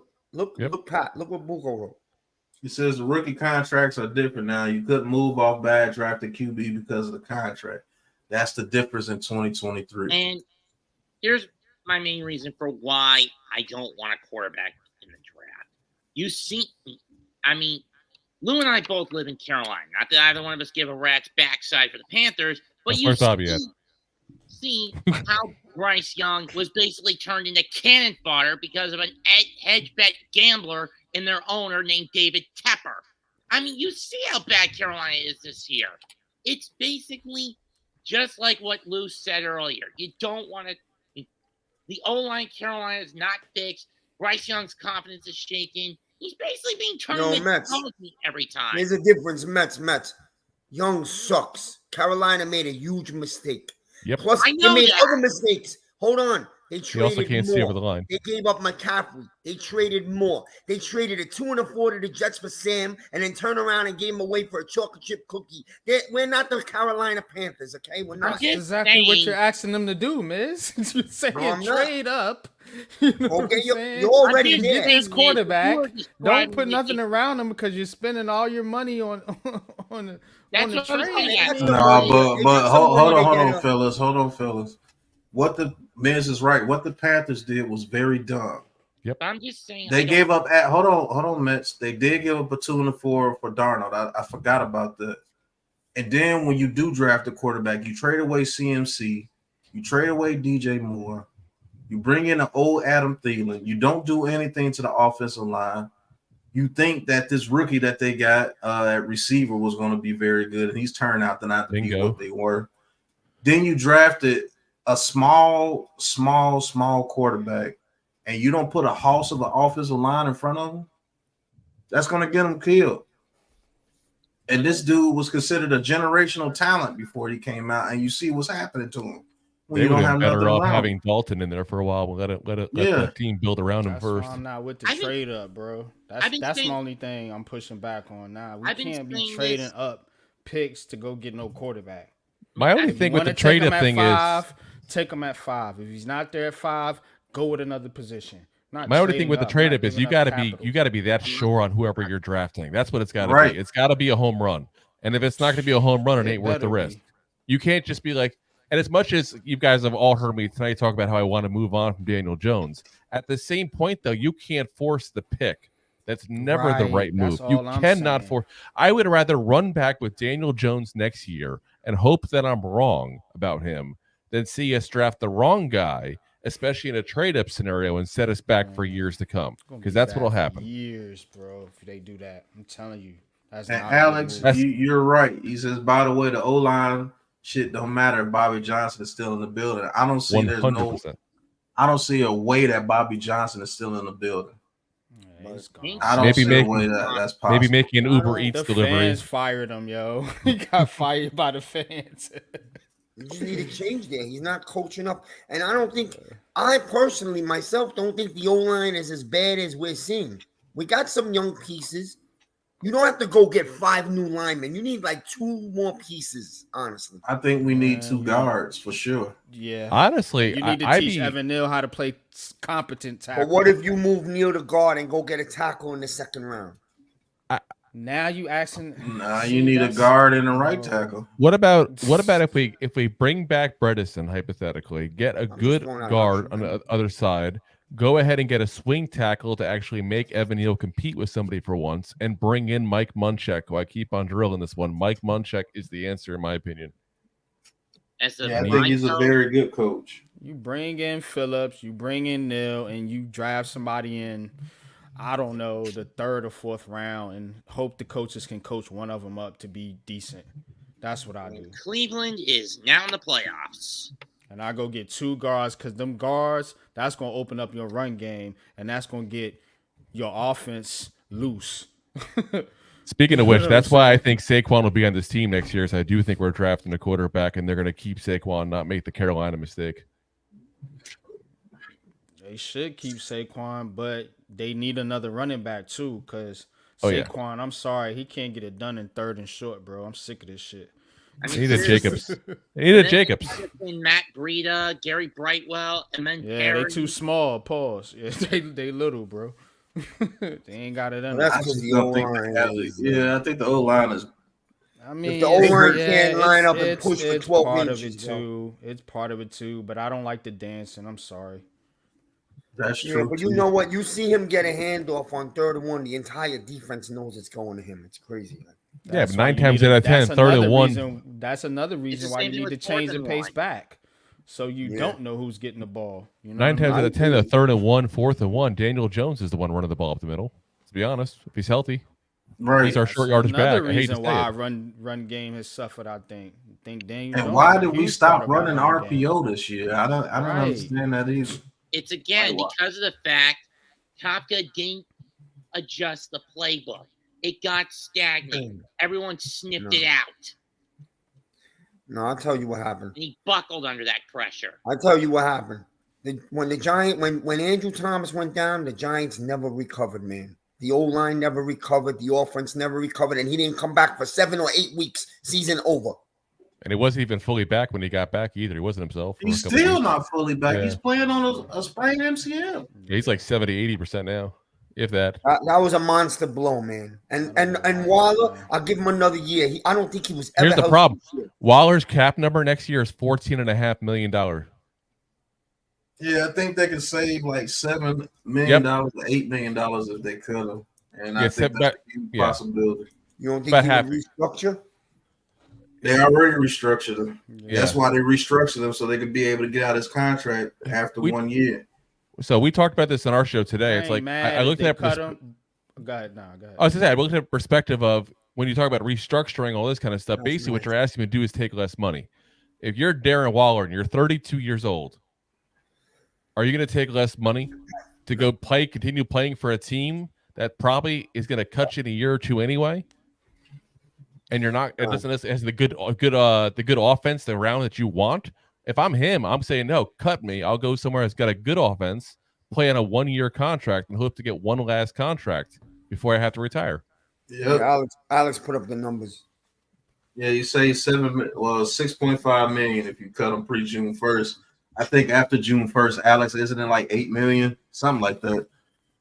So after June 1st, should be like, right, Pat? Yeah. They might do that to get that cap and use it for draft picks if they don't want to move on from Waller. Yeah, I think he said 7-8 cap savings, and it's 6.5 if you cut him June 1st. Yeah, so it's gonna be a close to 10 million if you do a post shoot, but you're still paying at that point then almost $4 million the following year to him, at least on the cap space wise. No, that's the dead cap hit they want you. Yeah, but you take that dead cap hit, you cut it in half, and that's how you can figure out to add that to the other part, you know. Mm-hmm. Jones is not bringing us to the NFC champ game. Having your guy and sucking having your guy and sucking is just as bad as sticking with Jones, kicking the can down the road. That was a pause. After June 1st, it's $12 million, Pat. Okay, after June 1st, it's $12 million. Alex says Latu is not even worth top 10 pick. My guys have done Senior Bowl scouting on him. His injury issues and his ceiling doesn't equal what the 4th pick should be spent on. He's not Hutchinson.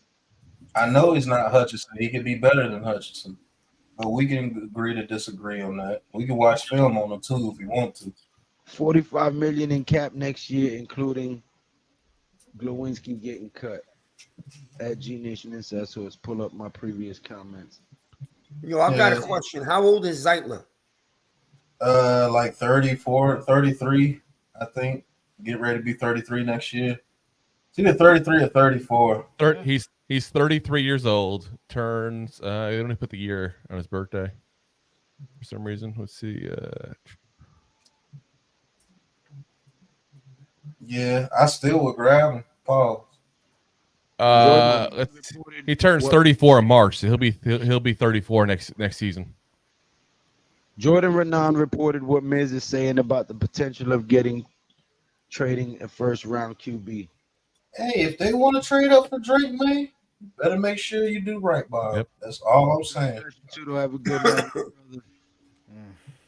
I'm not saying it's gonna happen, but Jordan Renan, it's a possibility. Is all I was saying. No. I could be wrong, man. You said it was a lock.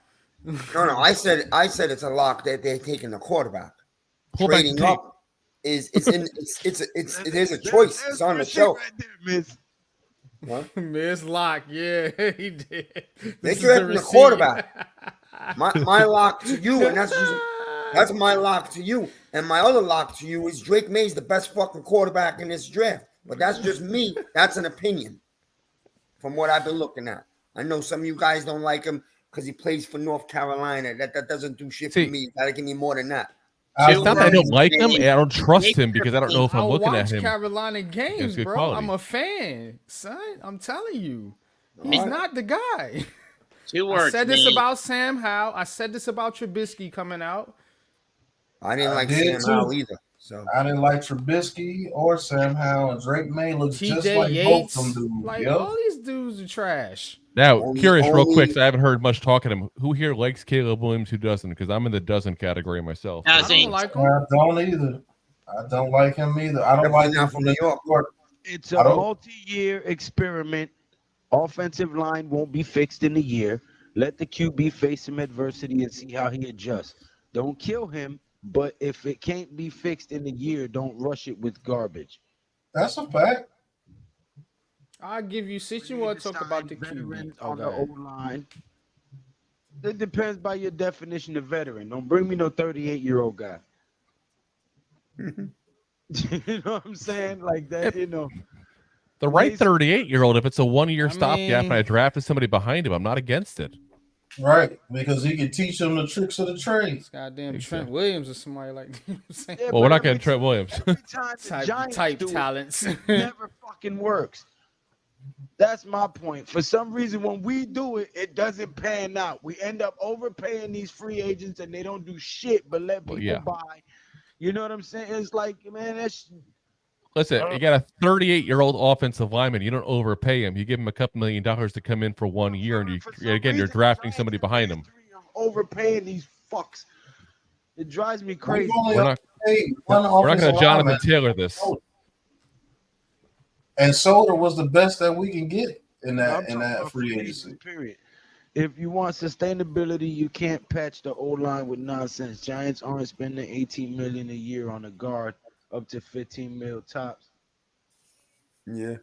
Yes, it'll be more than a 1 year thing. Yeah, of course. I mean, nobody, most rookies you give them. That's why they have a 4-year deal with the option for a fifth. You know what I'm saying? But Those 4 are guaranteed. This day and age with the fucking microwave mentality now, I've been saying if you draft a quarterback, great. Let him sit behind DJ for a season and learn, which is what DJ should have done behind Eli. But this microwave ass freaking society we live in, throw DJ in there week 3. What the fuck? Like, that blew up in the faces. and right now at number 4, if we say we pick at number 4, because we're at 5 right now. If we pick at number 4 and we get a quarterback, they're going to say the same shit. Oh, why ain't he starting? Mm-hmm. Yeah, Daniel Jones gonna throw one incomplete pass. You gotta put in the rookie. Daniel That's why I Jones is said on. he's I'm telling you, not that's one what's of gonna those happen. It's not gonna last 10 Yep. days. That's the other reason I want to tackle over a quarterback. I don't want what happened to DJ happening to whatever quarterback we're gullible enough to draft. Yeah, but if you don't have enough trust in Dable and Shane not to do that, not to give in to fan pressure, then let's be very frank. The conversation we should be having is Dable and Shane need to go. They're not the right guys then. So now That's- you that's- starting the that's whole fair. process all over again because now you. I'm not suggesting you go. I'm just saying if that's I'm what you just think saying should it's, happen. it's twofold. Now here's what I'm about solutions. You know what I'm saying? Like Here's this go thing. ahead. On me. You draft a rookie and fire the coaches? It's like, They're not that going nowhere. makes They're not no going. sense, right? So you're Nope. not going to go draft a 4th overall pick quarterback and then get rid of the coaches. Well, the Panthers Yeah. did it. They drafted one number 1 overall. Sure Fired the did. coaches in the second. That's why we That's should that's do why it. they're the Panthers. If the Panthers did it, we shouldn't do it. That should be the general rule right now in football. If the Panthers did it, we should not do this. Especially Here's when the- you have when Go Carolina ahead. has an I'll let owner you who's finish nothing the but a comment. head-setting idiot. That's another thing. You don't have a better coach than we do right now to bring in a young quarterback and let him raise him. Dabo's the right guy for that. That's Gable, but whatever. I think the better scenario, though, to be honest, is you have to be strategic with this thing. Now, we've been talking about the media and everything like this, and since we're talking about quarterbacks, there's a few quarterbacks that Hold up. I'm sorry, NYG. I'm going to give y'all my honest opinion. And people might not like it, and I'm sorry, NYG, but it is an unpopular opinion, I'm pretty sure. If you pick a number 4, I would say trade back to like number 9 with somebody. Get a 1st round pick from them next year. Okay? get your lineman or your receiver with that 9th pick overall, right? And start to fix this team because you're going to get more than just a first round pick next year. You're going to get a second or something this year, right? So now you take your lineman, your wide receiver, and everything else that you can in this draft with them with that trade. Okay. And then if it doesn't work after running it back with DJ this year, you still have 2 first-round picks next year to go get your fucking quarterback, but you've at least fixed this O-line and added some weapons. So when you do go get your quarterback, he's coming into an established team. That's my thought process. But I've been saying that. But like I I've said, been screaming that shit I'm for the long. dummy. But they're like, no, you just love DJ. No, I just want a quarterback to be safe back I there. just, right. So I just want a quarterback to survive. I only Same with disagree me. with that because of the QB class we're looking at right now. But I will say this: if the Giants look at these guys who are available and they don't like them and they don't have the confidence that one of those guys has the chance to be the guy, then yes, don't pull the trigger on the wrong guy, like I said.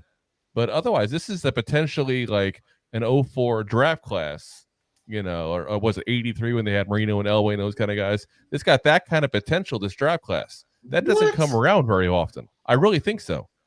You think that these guys are Marino? I'm not saying they're going to be. Really? I said it has the potential to completely be it. agree with This is you. one of the best draft classes quarterback-wise in a long time. What makes I- these guys so special to you guys?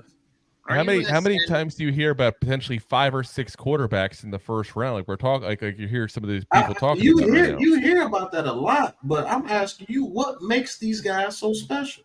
I think we What got are some they talented doing that's so quarterbacks coming special? out. I just think What we are have they some talented doing that's so? quarterbacks coming out. What do they do that is so special? What makes them special? Again, their talent level. That's a bland answer. Like, what about their talent makes these Hold on guys one so second. special? I completely agree with you, Alex, that none of that O-line shit matters if Bobby Johnson is still the O-line coach. Oh You're yes. 100% fucking right Oh there. yes. Go ahead, y'all continue. Besides I'm just- media hype with Caleb Williams, what makes Caleb Williams so special that you think he could come to New York and change the direction of this franchise? I don't like Caleb Williams. First off, I'm not a Caleb Okay. Williams guy. I think in a small market, Okay. actually, I think he could do very well. I think New York would swallow him whole, point blank. Yeah. He'd be crying at his mommy's lap in 2 seconds flat. Man, what? Okay, you like Drake May? Pause. No, Okay, you don't even like 2 of them. Okay, I don't. I like the top 2. I don't. Jaden Daniels. I like him. What make I don't know what can make him special, but what do you think will make him special? I think in New he's York? got to be, and it's funny because this is where we were talking about before, you and I, and this is going to go to your point. I think he's got to have the right system, but I think in the right system, I think he's going to be a legit quarterback in this league. He's got to be in a system that fits what he can do at that point. But he's a guy that tore up in the SEC. I will always take a guy who can tear up in that kind of arena there. Michael He was Penix, I talked about LSU, him. right? Huh? He was LSU, right? Yes. Go ahead. Michael I wanna hear Penix, about Michael Penix, I like him a lot. I think he's gone through a lot of adversity with the injuries and stuff, but he's come back and been healthy the last couple of years there, shown himself to be a good quarterback, I think. There's some people that really like Bo Nix. I'm kind of mixed on him still. I think you and I talked to him on a line a couple weeks ago. I know you liked him a lot, if I'm right. Correct me if wrong, Pat, and I don't want to put words in your mouth there. No, but I like Bo Nix for a certain reason, is because I think Bo Nix is a close thing that you will get to Josh Allen. Not saying that he's on Josh Allen's level, but he plays that type of style, and you could get away with it. But Jaden Daniels, I believe, will be the best in this class if you put him in a system similar to what the Ravens do. Correct. That's the thing. He's got to be the right system. He's not a guy who can go anywhere, any offense. Yeah, he's the type of guy that he'll throw for only about 3,000 yards, but he could get around 30 touchdowns because he's thrown for like 20 touchdowns and ran for 10 more. So how Your many receivers- great quarterbacks do you guys think are coming out in this draft total? How None. many? Exactly. Okay. So my thing is, you disagree with me, Alex. Okay. Here's my thing. If you believe that that's the quarterback for the future of this team, and you think that you have pieces around that you can build off of drafting this guy. You're the head coach and the GM. Go ahead. I'm not gonna argue. No matter who the guy is, you guys get paid to do this, right? But my thing is this: don't go get a number 4 overall quarterback that you think is a generational talent and put him behind this same O line and get him killed. Which is why So I'm Jaden not saying Daniels don't get is a going to be quarterback. an Get the issue. quarterback. Fix this fucking line first and sit him down and let him learn. That's what I'm saying, Alex. Well, Whether we Jaden do or Daniels. don't get a quarterback, I'm a Giants fan. I'm still gonna be cheering for the Giants. My thing is, don't waste a high pick like that and get the man killed. Otherwise, you're gonna be doing what heck was happening to Bryce Young. Well, Jaden Daniels. The issue with Jaden Daniels is the fact that his size, pause. His frame. You know what I'm saying? Yeah. He's But not if gonna you- be able to survive behind taking hits like that. But if you put him in a system like Lamar Jackson, they were saying the same thing about him because he was slight in frame, but he knows how to maneuver to get himself out of bounds. Now, Jaden Daniels, on the other hand, is going to have to learn that because he's been taking some wicked hits. That's at what I've LSU. seen watching his So film. you can Can't do teach that him no how more. you can teach him how to get out of bounds and slide. That's I'm not worried about that. The thing is, if you draft that kid, you put him in that type system, and it will be Lamar Jackson light, and you'll see how he can develop. Does he have the arm Lamar Jackson has? No, Like Jaden but I Daniels. think He's got a pretty good I think arm, he's a though. better pass. No, yeah. his arm is not as strong as those guys. That's a I'm a fact. Giants Not fan. as I would strong, not be yeah, upset. but But I'm a as far it's as, decent. we Yeah. draft, bro. Excuse me. but as far I'm as not gonna him, sit here and be like, fuck this dude. No, I'm not that guy. I'm a cheer for him. He's a Giant. right? But Oh, no matter as what, far, cheer, bro. yeah. But as far as him making deep passes and things, I think he's more accurate than Lamar Jackson was coming out in college. And if you run that type of system, we have 80% of the defense that you need to run that type of system. And with Jaden Daniels and Barkley, Waller, if he's still here, I doubt it. But even if it's Bellinger, Robinson, Wandale Robinson, you get him a solid outside receiver. Get him a solid outside receiver that he can count on, that you can throw a back shoulder throw to, or you can run a quick slant and he can make something happen. That's why I would say if we take Jaden Daniels, give him Xavier Legette in the second round. Give him that big body receiver that he can throw it up to, he can make a play. Get him that big body tight end. Maybe you go grab a tight end in the draft, or you keep Darren Waller. I think he would be pretty good with Darren Waller. And you have Saquon Barkley, and that's deadly because Jaden Daniels, you have to worry about him running. Yeah. You have to, and Barkley is going to have an easier time. And get yourself two or three more running backs on this team that you know can run the ball. I don't want to see Breida on this team if we get Jaden Daniels. I don't want to see Brightwell. I don't want to see Gray. I want to see go out there and get me another running back in the third or fourth round that you know that can run the rock. Go ahead. I'm going to give you I got an oddball scenario. I want to see what you guys think on this because I've talked about this before others as well. So I'm curious all your guys' thoughts. What about this scenario where hypothetically we take a guy like if Marvin Harrison Jr. happens to drop to us, or get a guy like Rome or somebody like that, and then go maybe trade up to get back to the back end of the first round if somebody like a Bo Nix or a Michael Penix happens to still be there in that kind of time frame. Oh yeah, do it. Good. I don't hear that scenario enough for some reason. I don't know why. I was going to say. I was trying to say that earlier. But cool. Yeah. No, I hear you, NYG. That is why they got extra picks for Leo to set up that if they have to trade up somewhere, wherever it could be like that, what he just painted. They could trade up or down. They have cap flexibility. That's the point I'm trying to make, bro. It's not this one size fits all type deal that people want to make it out to be. That's what irritates me about some Giants fans. It's like, it's got to be this or nothing else. And it has to be this or nothing else. Yep. And it's like, nah, these guys are smart. If you trust your GM, then you should trust he's going to make the right decisions for your team. You know what I'm saying? This dude he's impressed me in the draft Why? Because he's shown the ability to maneuver in the draft, and he's also shown the ability to let picks fall to him. You know what I'm saying? He didn't panic when he had 2 top 10 picks. He didn't panic. He let Thibodeau and Neal fall to him. You know what I'm saying? And then they had a first round pick, and he said, whoa, I want to trade up this time to get my guy, and went and got Deonte Banks. Yep. Then went and got Jalen Hyatt. So that's what I'm saying. It's not this, it don't have to be one or the other. The Giants can make a lot of moves. Are they going to fix everything this offseason? No. Fans got to have realistic expectations. You can't fix all of this. But you can get to but you can get to a point to where this team is a lot more competitive next season if you make the proper moves. But you can't make haste decisions like trading up for a quarterback, or something like that. You can't make those type of decisions. I don't feel like that. QB class, and we end up picking at 4. Why would you need to trade up? That's my point. If Depends on who you like. Yeah, it depends on who you like. They love a certain guy. I think the Jaden Daniels system is the best system to have immediate success in the NFC East. It would allow us to play big boy football with those guys.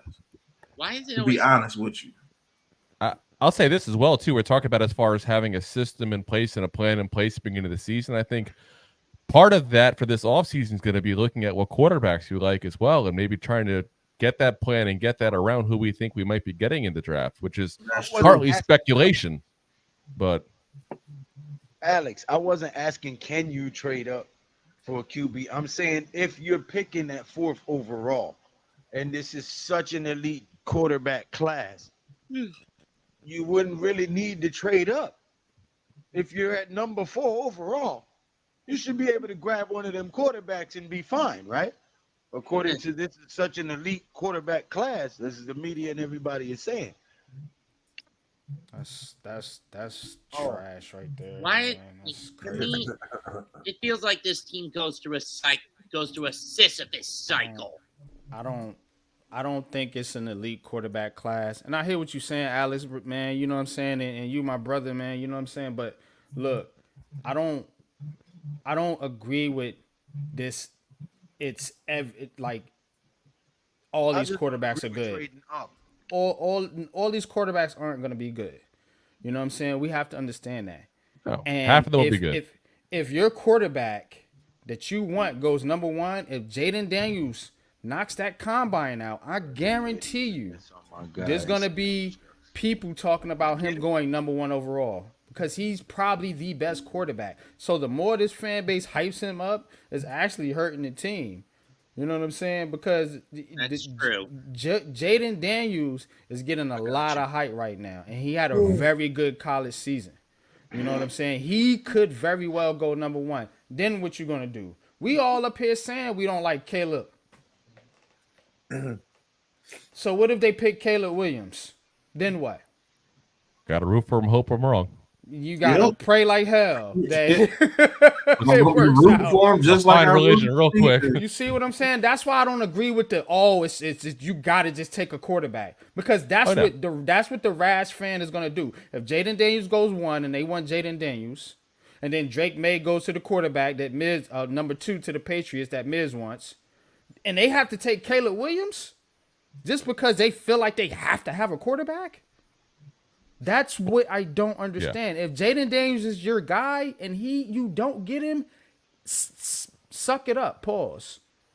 And go to plan B and build your team like you should be building it in the first place. Yeah. But I understand if Jaden Daniels is that dude, and he's my number 1 right now. I agree. No, I wouldn't you should be never mad reach at that for pick. anybody. I would not be mad anybody. at that pick, but I'm not chasing that quarterback position, bro. That's how you get people fired. And Miz, I don't know why you saying this and pushing this narrative because you know that's what happened to the Jets. You know that's the whole. You watch NYC, bro. That's the whole thing that the Jets have done. They've chased the quarterback and they have failed and failed and failed again. Giants can't do that. But the Jets were not the Jets though. The Jets were a loser. But the point is, We're losers too, bro. Right Hey, now. whoa. I seen 4 Super Bowls. I can't have the Jets in my level. It's not gonna Nick, happen. the point is that NYG is It's been a while since we've seen one. The point It doesn't NYG matter if you've been a while since you've seen one. There's teams in this league that hasn't seen a donut. I hear you, but give it a couple more years, and we're Dallas Cowboy fans at this point. finish. No, it's not, man. just saying, History. man. I'm a big believer in history repeats itself. My thing about the quarterback is this. Maybe I'm wrong. I don't know. Maybe NYG is right. Maybe there is another class. I'm just looking like this is supposed to be a really good class of quarterbacks, like we said. I don't want to be standing at the train station when it's gone, and then we find out in the next 2 years that Jones is never going to be more than what we've seen. Miz, didn't they say that about the Baker Mayfield, Sam Darnold class? That was supposed to be one of the greatest classes with Josh Rosen and all of them in it. Didn't they say that too? Is that Josh Allen, Okay, Lamar there you Jackson? go. All right, that's a Yeah, good and point. those guys went behind those guys. Yep. Pause. Both of them did. That's why you don't chase the quarterback position, bro. You get that's your what I mean. guy.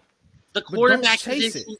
But then on the other hand, I'll give you they chased Eli, and how did that work out? Pretty damn good. I Oh, would Eli say. chased them just as much. Don't forget. Dead clock's right twice a day, bro. That was a unique situation. Right. Yeah. Well, That we've was a got the weird clock wrong for Elway, 10 years, Manning so only eventually the clock got to be right. Go I ahead. don't know. Nick. We'll see what happens. I'm just going by the hints. And this guy has been to all this guy's games. They say he's crazy about him. So is Dable. You know, I know something. Here's the thing. If there's a QB Dable loves, I kind of trust Dable that he's going to be able to take that kid and make him a good quarterback. Yeah, I trust him too. But he's got to have I the picks agree. and the money to do it around him, or I else. agree, yeah, he's got to have some around him though. But here's my problem with the quarterback chase. It's nothing more than football allegory of the Sisyphus myth. You chase the top dog, and once you get to the top of the hill, what happens to the boulder? It goes rolling down to the ground, down the hill, and then you have to chase after it, get behind it, roll it back up. It goes down the hill again. It's a never-ending loop, which is why I don't. Which is why I am not one to chase quarterbacks. I'm not wanting to trade up to get him. I'm not saying don't draft a quarterback. Yeah, that's But my I'm thing. I'm not trying to trade up from 5 to 1 and have to give up 3 first-round picks. Nope. And then if the dude misses, because in our case is more chances than not he will miss because we don't have the foundation to protect him. That's the point. If we had a solid foundation, go ahead and get him. But since But we don't can't right protect now, the guy that we have now. So And- why would I give up more assets to go get a guy than what? He's supposed to be the superhero? Like all you guys want? This dude with a freaking S on his chest just go out there and play with anybody in any situation, no matter what the situation is, he gonna shine? That don't happen, bro. and That don't happen. And that's where I cut to the chase. I don't do those sorts of. I don't want this team to make those sorts of mistakes. I'll be That's right the main back, reason fellas. It's the main reason I just want another. I just want to get another tackle, fortify the line, and then wait till the next draft class to find a quarterback to serve as a backup for DJ. I mean, I think it all depends on where these quarterbacks go as part of it, and we just don't know that yet. It's way too early. Right. But again, Yep. I think that personally that we can still get back into the back end of that first round and get a good quarterback. And I'm not. It all depends on where everybody is on these guys. Again, Where we think they're going to go, because we've had how many quarterback classes that we had where we think, okay, this guy's going to go in this round. And the guy like Will Levis who sits the second round, or a Geno Smith that sits the second round, Wow. What's Not that up, there's Alex? great examples. Don't you be saying hi to people. No, I'm just messing with you. All right. I'm going to add something in, and you guys are making a lot of good points. I disagree with NYG said that, you can't chase for a quarter. I know Pat said it too. Here's where I disagree, right? I know Kenny said, you're basically being like the Jets there. Well, here's my caveat to that. Brian Dable isn't a Jets coach. He's better than what the Jets have. And if we don't believe in Brian Dable to develop the next guy, whether it's in this draft or the next draft, I think it should be in this draft, then we should be saying he's not the right coach for the job and then focus on the next guy. It's kind of like head coaching, for instance, right? So obviously, two main pieces to a franchise other than a GM. You keep going to get your guy until you get the right guy. And what I'll say is this, right? If you're gonna pick a quarterback in this draft, you're already signing up for the risk of getting fired because you drafted him. You drafted him. And I get it. There's obviously more risk to trading up so many picks, which I would be down for. Let's be completely honest with ourselves. Obviously, the Giants didn't pick a quarterback in 18. Yes, you did see how that class kind of panned out. Didn't pan out very well. But let me say this as well. The Giants passed on that class. They went and selected Daniel Jones. First of all, in my personal opinion, I don't think Daniel Jones was the first best option on the Giants list, despite all the Cutcliffe crap. I think the Herbert stuff went in there. And let me ask you guys this. Do you think that they were actually scouting Daniel Jones week 8 when they traded up Eli Apple and Damon Harrison? Do you think they were saying Daniel Jones is the guy? No, they weren't, because they waited. And then Herbert decided, okay, you know what? I'm going to go back to college. I get it. We've been losing for so many years. Daniel Jones is not the guy. I get it. And all this stuff about talking about the fan base and whatnot, and it's right. Like, if you're talking about the New York general fan base and the Rushy stuff, fine. The Twitter stuff doesn't matter. Those Mongols on Twitter, they don't matter, okay? But my whole point in this is, I get it. Some people may have, differences in terms of liking, not liking certain quarterbacks in this draft, or just the draft class in general. But taking your guy and I would say trading up for that guy is basically the same thing, in my opinion. You're just having a bigger risk. You're still on the line to get fired if the guy doesn't work. Obviously with all the draft compensation and whatnot. And I would rather have that and them take their guy and them to trade up to 1 or 2 for their guy, rather than they miss out on their guy. We're stuck with another year of Daniel Jones. You kick the can down the road even a little bit more. That's just my opinion. My pushback to that would be, Alex, is I understand about getting your guy. 2 things though. One, if your guy isn't there, you have to basically have a plan. And that goes to my number 1 point, actually, is we can say we trust Brian Dable to develop a quarterback, and he's done good with Daniel Jones last year, Tommy DeVito, Josh Allen, of course. What we don't have confidence in, well, at least I don't, is can Brian Dable develop an offense? Because this offense is pathetic. And it's been pathetic. And to me, what they did last year, we can point the finger at Kafka if you want to. But this is Brian Dable's team. And he has not done enough to adjust, in my opinion. So if he goes and gets this quarterback, is he going to be able to devise and come up with the proper scheme in order to develop this quarterback? Because a lot of that's going to play into it as well. You know what I'm saying? So we can say we trust Brian Dable to a degree, but it's kind of iffy there.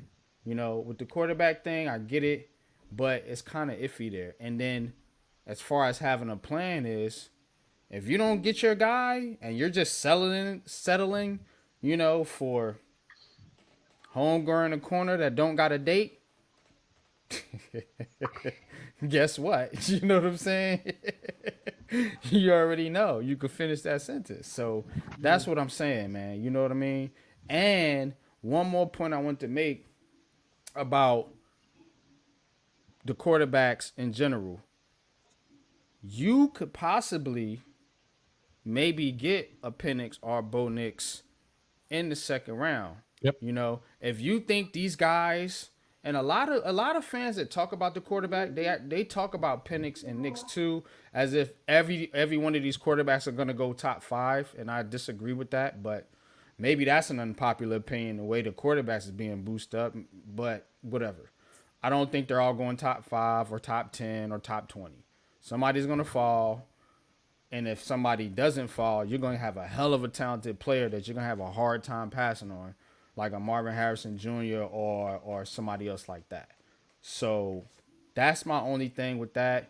You make an excellent point though, and I'm not anti-quarterback. Like I said, I'm kind of in the middle of this conversation, believe it or not. I'm just saying though, I'm not willing to force that pick. And far as trading up and what you and Miz have been saying, that's my only thing. Yeah, real quickly to add in, what's up to my boy Jacob in the chat. So here's some, obviously brought up about Dable in the offense. Truthfully, I will say, as Giant fans, we have to admit, right? We have to admit that Dable's offenses haven't been good. They've been average at best, right? You know, we obviously know that. Here's the thing, though. Would you rather draft a QB and if Dable's offense flat out sucks, you fire him? Or would you rather run it back with Daniel Jones, not learn anything, then draft the QB and basically have it as a dead duck year for the sixth year of Daniel Jones? Personally, me, I would rather take a quarterback. And you know what? If let's just say his offense sucks, his offense is like bottom 10 in the league. He does a couple other things that are fireable offenses. Okay, so you fire him. And you know what? You bring in another set of guys. You do what the Cardinals did and take another quarterback. Or if they happen to like the guy from the year prior, hey, you know what? You stick with him and then you build the team around him. So again, I get what you're saying, and I agree that Dable's offenses haven't been the best. But at the same time, we need to essentially learn something. Just my personal opinion. And you rather have it, you know, I guess it's kind of twofold in a way.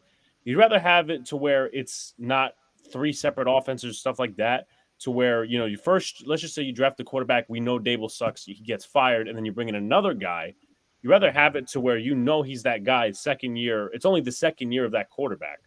So he's not flipping through a bunch of offenses, but it's still early to where he can latch onto that offense that fits him better.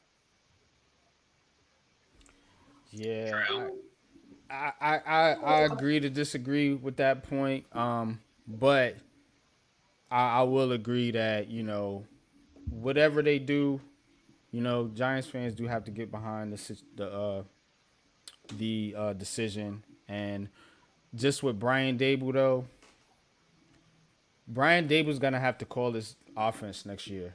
Do you agree with that, Alex? He's either going to have to call this offense or bring someone else in. And you know what? If you're talking about either situation, you rather do it when a rookie comes in because you don't want Mike Kafka staying over for a dead duck year. Boom, you fire him in year two, and then he's learning another offense again. So, with Ken Dorsey on the market, you might as well take that opportunity. Yeah, I'd say bring Dorsey in. I've been actually asking for it for several weeks now. I don't know, considering how well the Bills are playing now since they let him go. My thing is this. All right. Kafka needs to go. Bobby Johnson needs to go. Okay? And if we're drafting a quarterback, I'm not looking for this guy to start week 1 of the 2024 season. I want to see Daniel Jones out there. I want to see this guy with a clipboard and a headset learning. And if you're not fixing this O-line, we have Andrew Thomas. We have John Michael Smith. We need a right tackle if Evan Neal is not progressing. Maybe getting rid of Bobby Johnson can fix that, Lord willing, okay? Because I still think the guy is talented. I just don't think none of these linemen have been coached up worth a damn. All right? So I'm not opposed to getting a quarterback, but don't throw him in there if this line is not fixed. And Especially I'm also Daniels.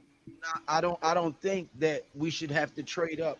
If we lose the next 2 games and certain teams win or whatever, God knows how it plays out, we could end up picking 4th overall. And if you're 4th overall in round 1, you don't have to trade up. Why are you trading up? Yeah, that's. There's Drake May, Caleb Williams, Bo Nix, Penix, Jaden Daniels. There's more than 4 quarterbacks that everybody's raving about. Now, all five of them going to be great? Probably not. 2 or 3. So, am I going to trade away a future first-round pick next year, a bunch of picks between here and there, and probably another pick that's very valuable when we still trying to build a team that's successful? We need that draft capital. I think you what look it at boils San down to is, do the Giants love Hold on. I've quarterback? been very quiet and I've let everybody speak their I'm piece. sorry. If you look at San I'm sorry. Francisco, San Francisco has had a successful team for over a decade now. They've been able to transfer quarterbacks multiple times and be in the playoffs and even in the Super Bowl. They went from Alex Smith to Kaepernick to Garoppolo. what'd you say? Garoppolo. To before Garoppolo they had after Garoppolo they had this guy before Purdy. Lance. So, and every year these guys are in the playoffs because the team is built to succeed. I'm saying don't go waste a 4th overall pick on a quarterback on a team that is not built to succeed yet. You're wasting the pick. Agreed. And if you trade up, you're giving away more capital to still end up fucked and in debt. Again, agreed. Then again, if you trade So down, you're it's still a way going to end up higher gamble than it is to just pick it 4 or 5. Alex, what's going on, Alex? What's up, Pat? What we talking about? I mean, you know, With the option of trading up or staying at 4 and taking whatever quarterback comes available. I mean, you can't just take any quarterback, obviously. No, I mean, no, of course not.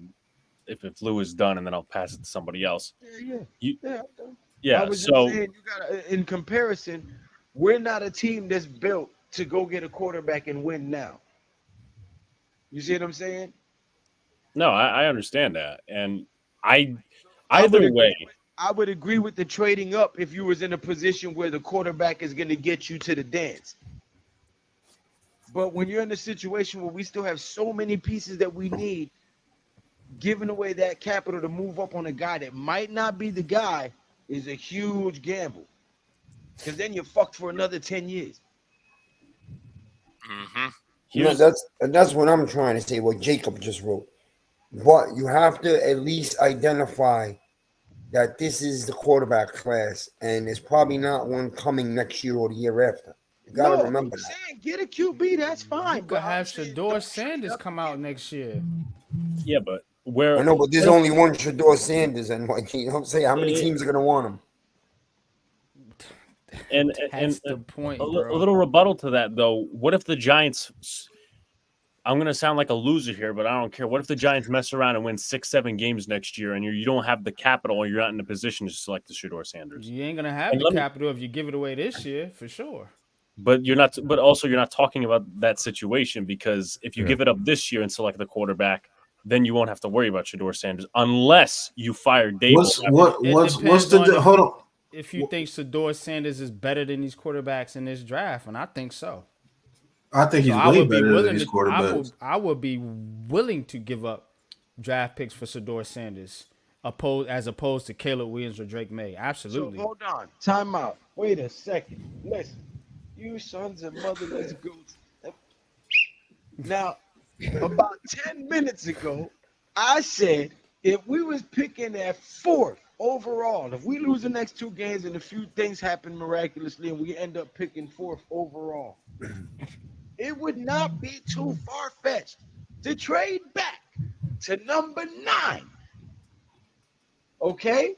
To ensure that you get a second first-round pick for next year, and then you continue to build this team for success this year, And then next year, if you haven't got the quarterback or that you think you want, then you have 2 first-round picks. You can trade up and go get your guy. And everybody was like, no. I don't think anybody said no to that. I Who didn't said say no to no. that? No, I didn't No. say no to that. No. I'm good with that.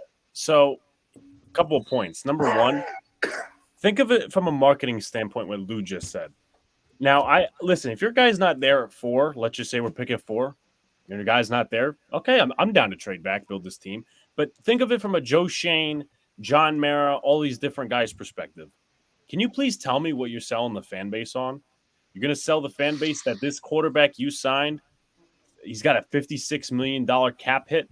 He's just going to be a bridge guy. Now, I get it. We know he's a bridge guy already, but if you don't bring a rookie in, then there's like it's pretty much out there. It's like an uncut, it's a cut wound that doesn't have a Band-Aid on it. Another point I want to make. You guys keep bringing up, and this is a good point, but I have a rebuttal to it. You guys keep bringing up, all these quarterbacks are probably not going to work out. Isn't that a little bit you put yourself in a coach mentality? Isn't that why you want to trade up for a certain guy, though? Because you know that some of these other quarterbacks, you don't like it. They're probably not going to work out in your system or at the NFL at all. I don't want to trade up. Wait, who said Sorry, what? I'm cheap. I don't want to trade up. Well, I said this earlier. Okay, so this is where you have to make a list of risk reward. Yeah. Does the risk outweigh the reward? If we trade up, hold on. If we, my bad, Lou, but if we trade up from 5 to 1, can Drew, you're perfect at this. Can you bring up the point system the draft point system of trading picks to move up to the next pick, and just let me know the points at 5? I got it. And 5 is 1,700.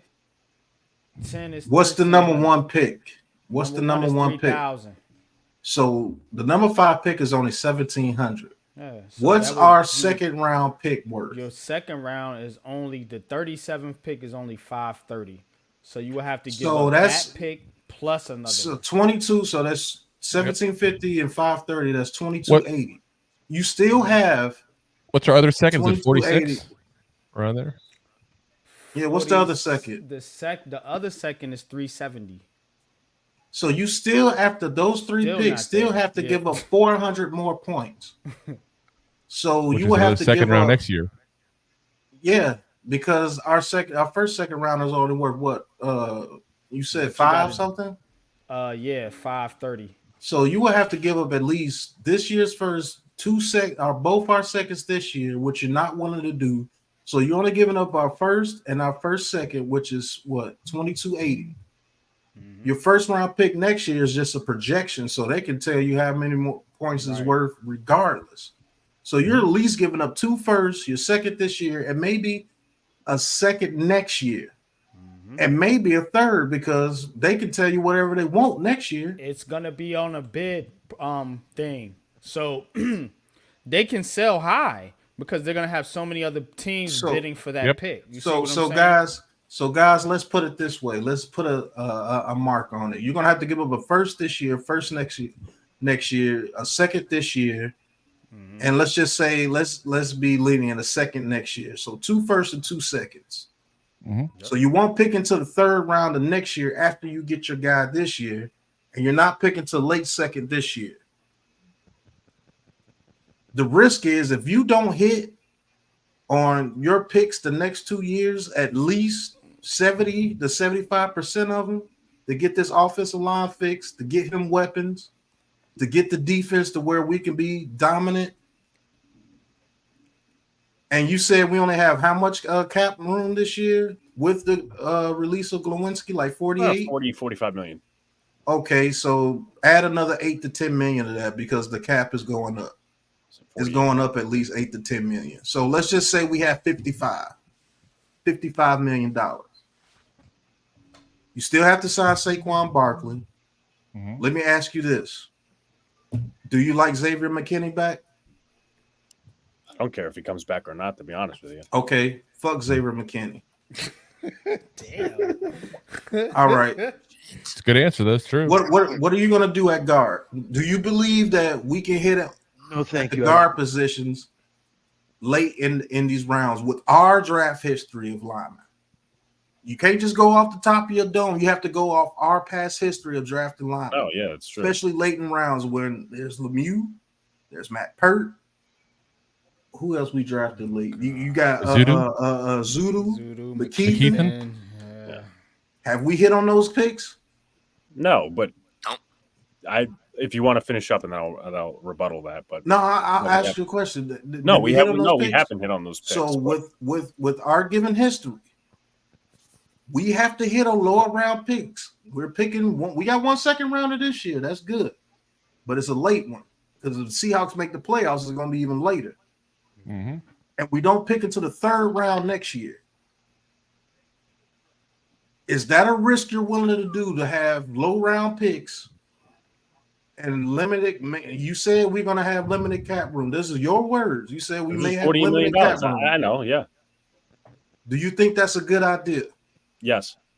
Here's why. Why? Go ahead. Because I said this earlier, and I think you maybe even on a break or something. I'll start with this. You trading up to get your guy, or you picking your guy in general, is almost in a philosophy sense the same risk. Now, obviously, the picks involved, that's different. It's just a little bit higher. Because let's just say the Giants are at 4. They take Jaden Daniels. The clock is already starting on Dable and Shane's jobs.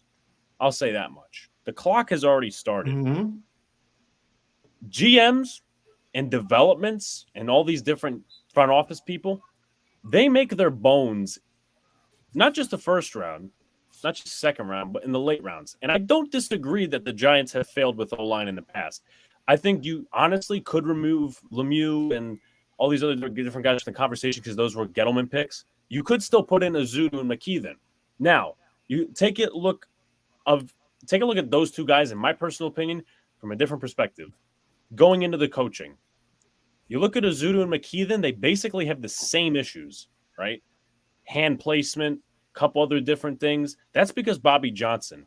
Now, you spray that into 2 different angles. If you get rid of Bobby Johnson, you could feel a little bit more comfortable going in late rounds with an O-lineman.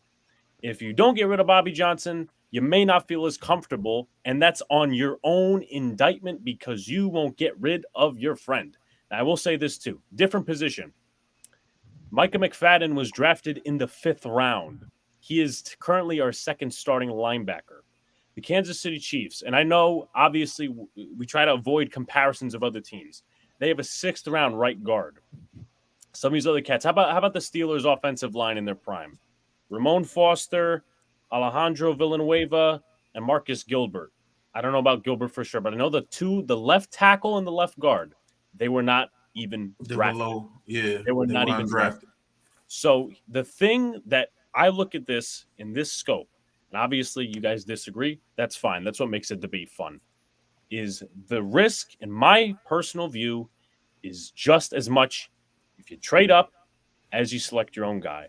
Because you have to hit on your picks either way. Because you could sit here, right, and not trade up. You get Jaden Daniels, get a 2nd or 3rd round lineman, and they don't work for whatever reason, your ass is still by the fire, and you're almost getting fired. My personal opinion. That's just the way I look at it.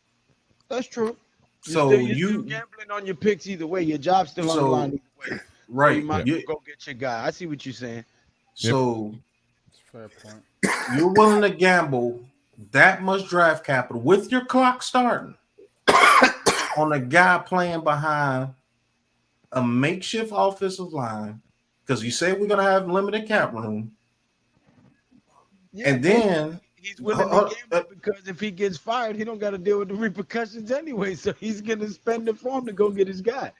He's also talking about a new offensive line coach and thinking that's part of the problem, if not a lot of the problem. I truly believe that's part of the problem. Yeah, that's part of the problem. But it's not. It's like trading up to get your guy. You don't know if this guy's going to be the remedy to the offensive line. You don't. He might suck too when he comes in. So the thing is risk reward. Yep. Not only do you have to get an offensive line in front of him, do you think the weapons here are good enough to have your quarterback go up to the upper echelon? Because I don't care what nobody says. Your quarterback is not making a receiver run better routes or catch the ball or have a skill set. He's not. He can throw the ball perfectly every time. And if that son of a gun can't catch, it's an incomplete pass. Get off the field. So, do you think the weapons we have now can get the quarterback to the level that you think your guy should be at? Because if not, now you got to get some weapons around him too. And this is kind of where I go into, it's not a 1-year fix, but I get what you're saying, right? You talk about the weapons. And you're talking in the perspective of us trading up. Yeah, because that's what you wanted to do. So essentially, I get what you're saying. So I wrote down a lot of different things that you were talking about in perspective of taking a quarterback going up, and I picked out a lot of the picks that you said we would trade away. So I'm like, okay, let me write this down. So we would have 1 second. You could go out and take Leggett in free agency. I don't think he lasts to our second round pick. I think he's actually going to get to the first round, depending on his combine. But go ahead. Let's just go with your scenario. We can say Leggett in the second round. Or another quality weapon, right? You have a core of Hyatt, Robinson in the slot, and you have Leggett on the other side of the field. And then you draft some quality depth receivers, or you have some guys in the background. Just for show. Plus, you still got Slayton. Yeah, you do have him on a 1-year contract. Technically, it's 2-year extension. So let's just say that happens. You bring in a guard in free agency. Look at it. And also, you bring in an O-line coach. It's probably not going to be Munchak like I want. But anyway, let's just say you bring in a new O-line coach, right? You bring in a guard, whether it's left or right. If you have a better O-line coach, you can somewhat still say, okay, we're going to give another year or another couple of months, weeks, to Evan Neal at right tackle. Because you can kind of put that weeks in one breath. You can put that on the excuse saying the O-line coach sucked, he wasn't coaching up right. So what you could do is go into next year, and I'm going to use a guy who's projected in the 3rd, 4th round right now. Your offensive line could be Thomas. Let's just say your free agent guy at left guard. Alex, he's part of the Big Blue crew. That's my guy from Big Blue in the Bronx. Left guard, and it's not going to work out like this, but for situation's sake, let's just say it does, right? Your offensive line obviously giving up 70+ sacks. You have your free agent at left guard. Center, Schmitz. Right guard, let's just say Cooper Beebe. 3rd, 4th round. Right tackle, Evan Neal.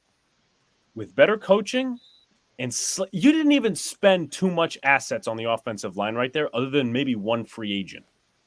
In that case, that's not too much invested, but that's a better offensive line coached and put together than what was coming into this year.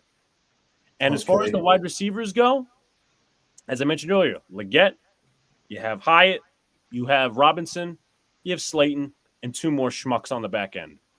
As far as that goes, that might be a better receiver core than what we're seeing as production right now. And then let's put some other things in perspective, and I'll shut up. Next year, right, 2025 or whatever it's going to be. 25.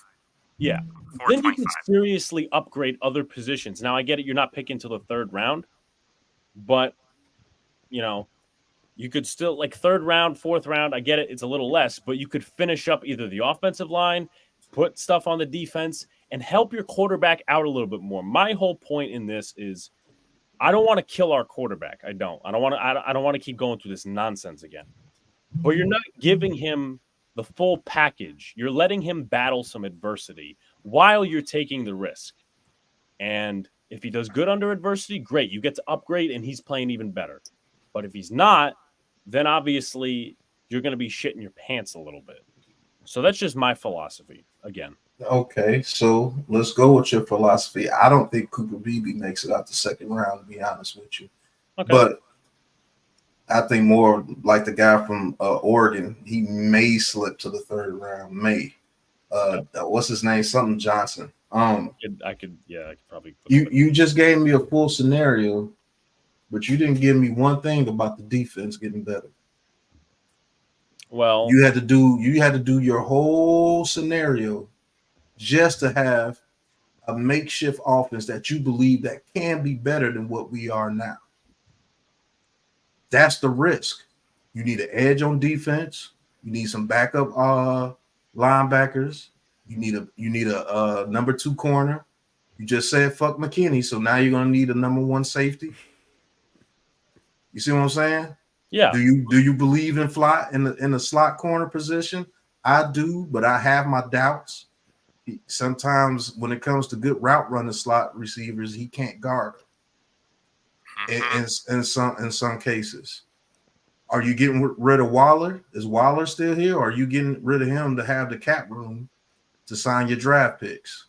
But you ain't gonna have to sign that many because you trading all your picks. So are you getting rid of Waller or are you keeping Waller? I mean, if you want that situation, that adds to, let's see, you want to say 24 or 25 that you get rid of Waller so this offseason or next offseason? I think you keep him for a rookie quarterback. Okay, keep him for a rookie quarterback. I said this in the chat earlier. What you can do is you can designate him as a June 1st, post June 1st cut and cut him, let's just say in March. But you don't get to use that $12 million. So what you could do in that situation is go under a certain amount of cap, sign your draft picks, do what you got to do. And actually, you don't even have to sign all of your draft picks, like just the late round guys. Then when it comes to first, second round, those contracts are done in June, July. So you'll have the room to do that. And to go back real quickly before I let y'all speak, that's what me and Pat are discussing here is just through this whole process, whether it's getting a QB next year or this year, it's not a 1-year fix. And I'm not trying to cop out of my own situation where I had mostly offense. You could have a situation where you select an edge in the second round and just say, screw it with receiver, either draft somebody in the 4th or late, or maybe even the 3rd, or you could run it back with Slayton, Hyatt, get a low-end receiver, or Wandale. And then the following year, you can say, okay, let's draft a wide receiver. And also, what you could put in there is this: whether you want to trade Saquon or not, if you remember, comp picks, right? Let's just say you let McKinney go. Now, it may equal out because if you sign a good guard, it's not going to be a comp pick for McKinney. Mm-hmm. But don't sign a good enough guard, you get like a 4th rounder, 3rd, 4th rounder, which in this case, and I'm not saying 4th, 5th, 6th round guys should be starters. I'm not saying that, but Joe Shane should make his bones a little bit more drafting in the later rounds, especially if he's going to have a rookie quarterback at some point during his tenure. Yeah, I think that's how you make a great foundation, by hitting with late round picks. That's what makes your team. Mm-hmm. But that whole scenario that you gave me, you couldn't do anything with the defense, basically, because I don't care what anybody says. You're going to want to make sure your quarterback has the assets to be a better quarterback if you're a smart franchise. And you don't have the assets to really go out there and do everything that you want to do. So you're going to do what's best for your quarterback. Michael McFadden, as good as he's playing, he misses a lot of tackles. You need a second edge rusher, maybe even a third, because Ojulari gets hurt so much. Probably going to need a slot corner and a second starter corner and a starting safety. And we like to play the 3 safety look. Do you trust Dane Belton out there? I don't.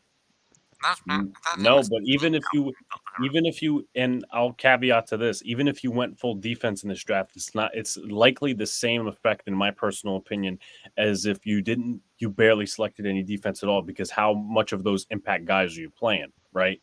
We talk about Javarius Owens. I mean, I know he's a 7th round pick, but let's be honest, he hasn't gotten any playing time. Dane Belton, a 4th round pick, hasn't gotten any playing time. When he does go in there and play, he looks lost. Mm-hmm. Right? No, I don't disagree. I don't disagree. But in that sense, like when you're talking about, like, and I'm not saying you're totally talking about going all defense. A lot of those needs are not going to be addressed in one draft. So again, That's it's a just fact. kind of like it's kind of where I'm coming from. I think the Giants are looking at this the same way we are. It's just two different perspectives. If I could also So- interject as well, if you help the Yeah, sure. offense out that much, you're also helping the defense as well because you're keeping them they off won't the be on field the field potentially. As Yeah, a so instead of how what's are we going on right keeping- now. How are we keeping them off the field? What system are we running with this quarterback? In your case, who's the quarterback you're trading up to get? I'm trying up to get Jaden Daniels, my opinion. Okay, so with Jaden Daniels, what system do you think will run will be the best to his abilities? Me personally, I think it's the Ravens type system, and we got a lot to do in order to run that type system. But you tell me what type of system you would run with Jaden Daniels. I would say the Lamar Jackson like system. So the Lamar Jackson like system, you know, they have a fullback that's 320 pounds running out there. They have a great tight end, a backup tight end that's going to be great in Isaiah Likely. Yep. The number 4 or 5 ranked offensive line. They have 3 good running backs that can interchange and they can keep running that ball however they want. They got Odell Beckham. They drafted Zay Flowers in the first round, Bateman in the first round. They have Nelson Aguilar, and they got another guy out there. I keep forgetting his name. There's Bateman, there's Flowers, there's OBJ. Oh, Aguilar. What's the other receiver's name? Tylan Wallace? Yeah, Tylan Wallace. So how far do you think our offense is off from being able to run that Lamar Jackson system? And we have to trade up to get Jada Daniels, our Lamar Jackson like type quarterback. How much work do you think we need to do to get to that system? Well, I guess you could start from the offseason. The offensive line is not going to be perfect, which wasn't going to be perfect anyway, but at the same time, this is a little bit different from what you see in Ravenland. They're one of the top offensive lines in the NFL. Lamar Jackson, for so many years, dealt with 0 wide receiver core. Now, obviously, it's going to be a little different with Jaden Daniels, but as long as you have a threat of him and Saquon in the backfield, kind of changes things a little bit. I get it. He's going to be a rookie, but you still have to worry about the threat. As far as tight ends go, Mark Andrews, I forget what round he was selected in. It may have been the later rounds. I think it was like a third or fourth. Yeah, I say third or fourth when most of the best ones are drafted for some reason. Right. Or maybe even like a 6th or a 7th. Like tight ends aren't drafted high. So personally, is it going to be perfect Lamar Jackson system? No. But I think if you revise, I guess, my scenario a little bit, you could kind of still go with Drew's argument and say they're going to keep us off the field. Because let's be honest here, whether it was more was Tommy DeVito, but during the Daniel Jones first half of the year, it was basically the defense on the field for 40 minutes. And in that case, even with DeVito, you take a look at that Jets game, they were playing keep away. Are we really going to be playing keep away with Tommy DeVito, Jaden Daniels, and Saquon Barkley? Nope. It depends on how you run that system, and do we have the dogs to run this? Those offensive linemen, and I know somebody say, "Well, you're confused. The offensive line is hurt over there with the Ravens. They got like one guy hurt.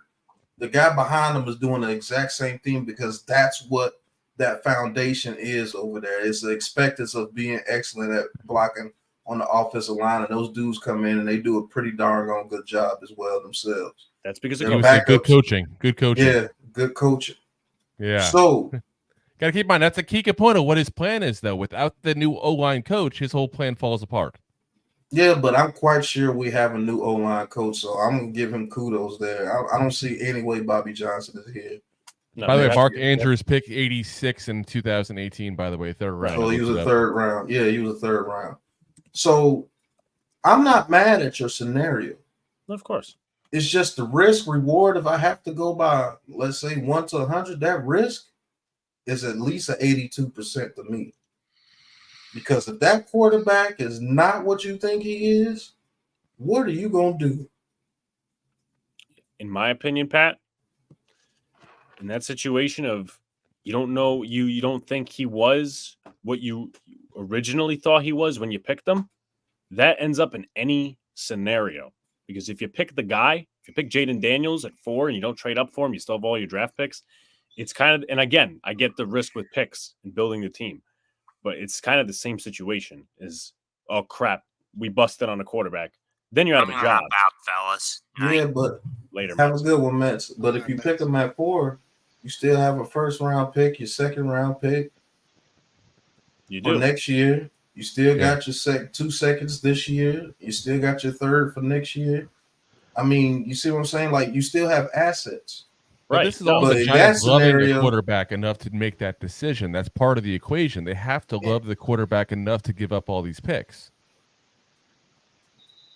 right. That's- It's not like they're just doing it for the sake of doing it to pick whatever quarterback they want. There's got to be one guy. I understand that. And if So- if they do feel that Jaden Daniels is worth trading up to the number 1 because you know the Commanders are going to take him before they get to you, do it. Actually, everything here, the Commanders, they want Caleb. See, this is why I love having conversations with men that are not just super emotional and stupid and just having one-track mind. You see how we went through 4 or 5 different scenarios? And I can't be mad at Alex because he came with data. He came with a plan. And to be honest with you, if that plan works, they're going to look like fucking geniuses. Yeah. Just to be honest They're gonna with you. extensions. Very risky though. Yeah. But very, it's very risky as shit. And what I'm telling you is, are the New York Giants in the place to where they can be that fucking risky? Yeah. That's the question. Do you Right. feel that we can take an 82% risk, and that may be low in this scenario? Yeah. Is Are there you not a willing to risk take going that back risk? with? Is there not a risk though going and playing with DJ one more year and having a season like this all over No, again? he's been getting beat for the past 5 years. We'll let him get beat No. for another I'm year. saying I'm not saying from a What's Giant playing- what's perspective. I'm playing saying with from DJ Joe mean, Shane and though? Brian Dable's perspective. Do you think for their those two job survive wise, another yeah, year? yeah. No, how can that be their job wise? Let's Because- not forget. I always say that Mayer is not the guy that's just pulling strings and say, but Mayer can't be mad at that because he the one that came out and said, "Man, we didn't give Daniel Jones a shot." At least with these 2 dudes, they gave him a shot and it didn't work out. Mayer see it for his own eyes. Okay, Yeah, he but he'll- wasn't the guy. Go He'll get make your the guy. decision because of the fans, same as he did with Joe Judge. He wanted to keep Joe Judge. We all know that. And then all of a sudden, the fans flipped out like crazy. Nah, because Joe Judge did some things too. Yeah. Well, yeah, the Bears post-game conference obviously Yeah, didn't help that sold his job. But I mean, the hell was the point I was going to go on? But like, here's the thing, though, and this is something I talked about earlier.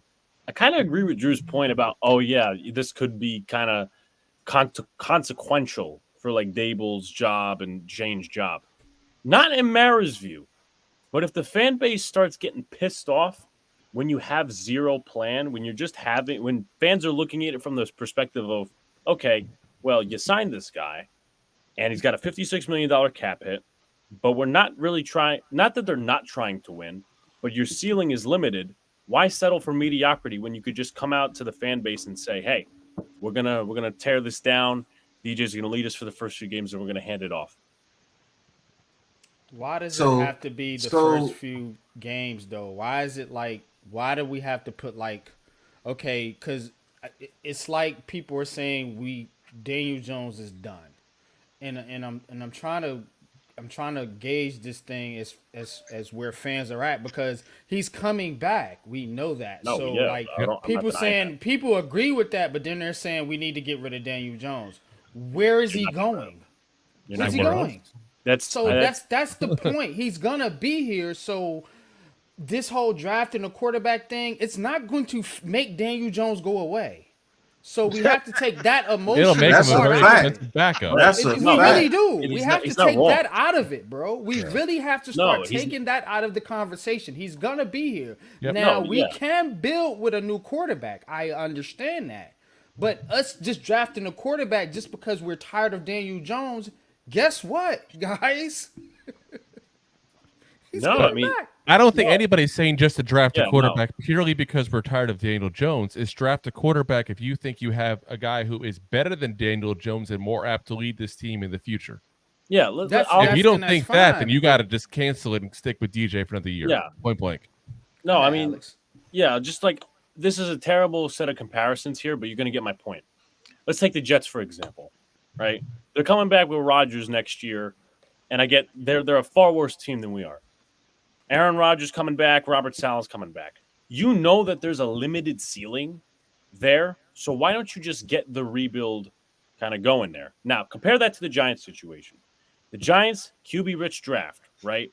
They've been at games where quarterbacks, high profile quarterbacks are and playing all this other stuff.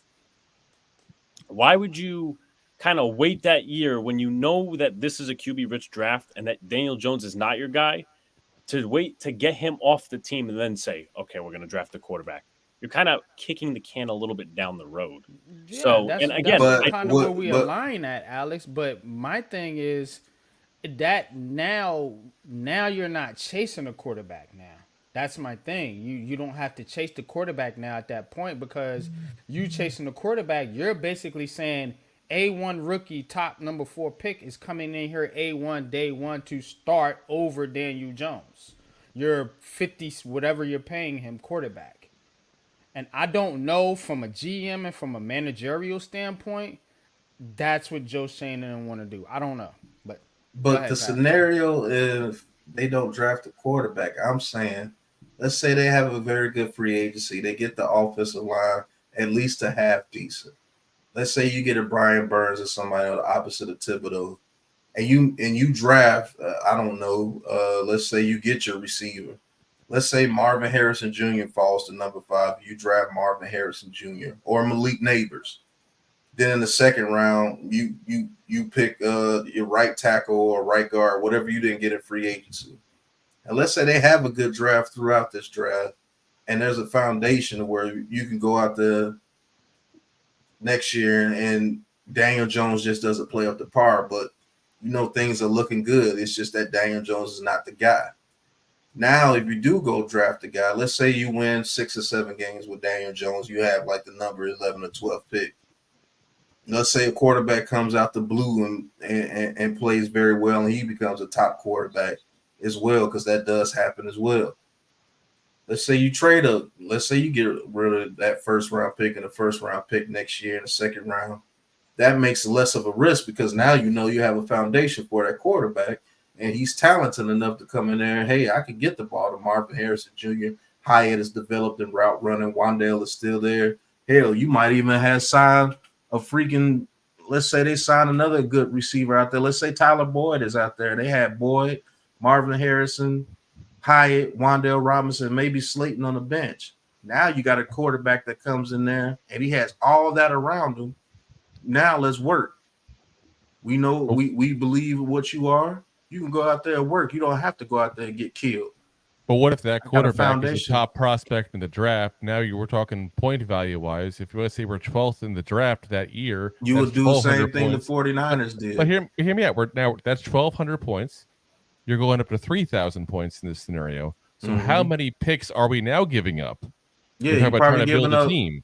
You probably giving a whole lot 2 more. firsts, a second, another second, probably another first. Like the Rams, you probably won't have another first round pick for 2 to 3 years. So why give up all those picks 1 year later if you can get your quarterback now? Because I have a foundation built for him now. Sleep. I love you, brothers, but it's about 1 in the morning. Ooh, I got to be up at 5:30 too. Yeah, man, I didn't know it was that late.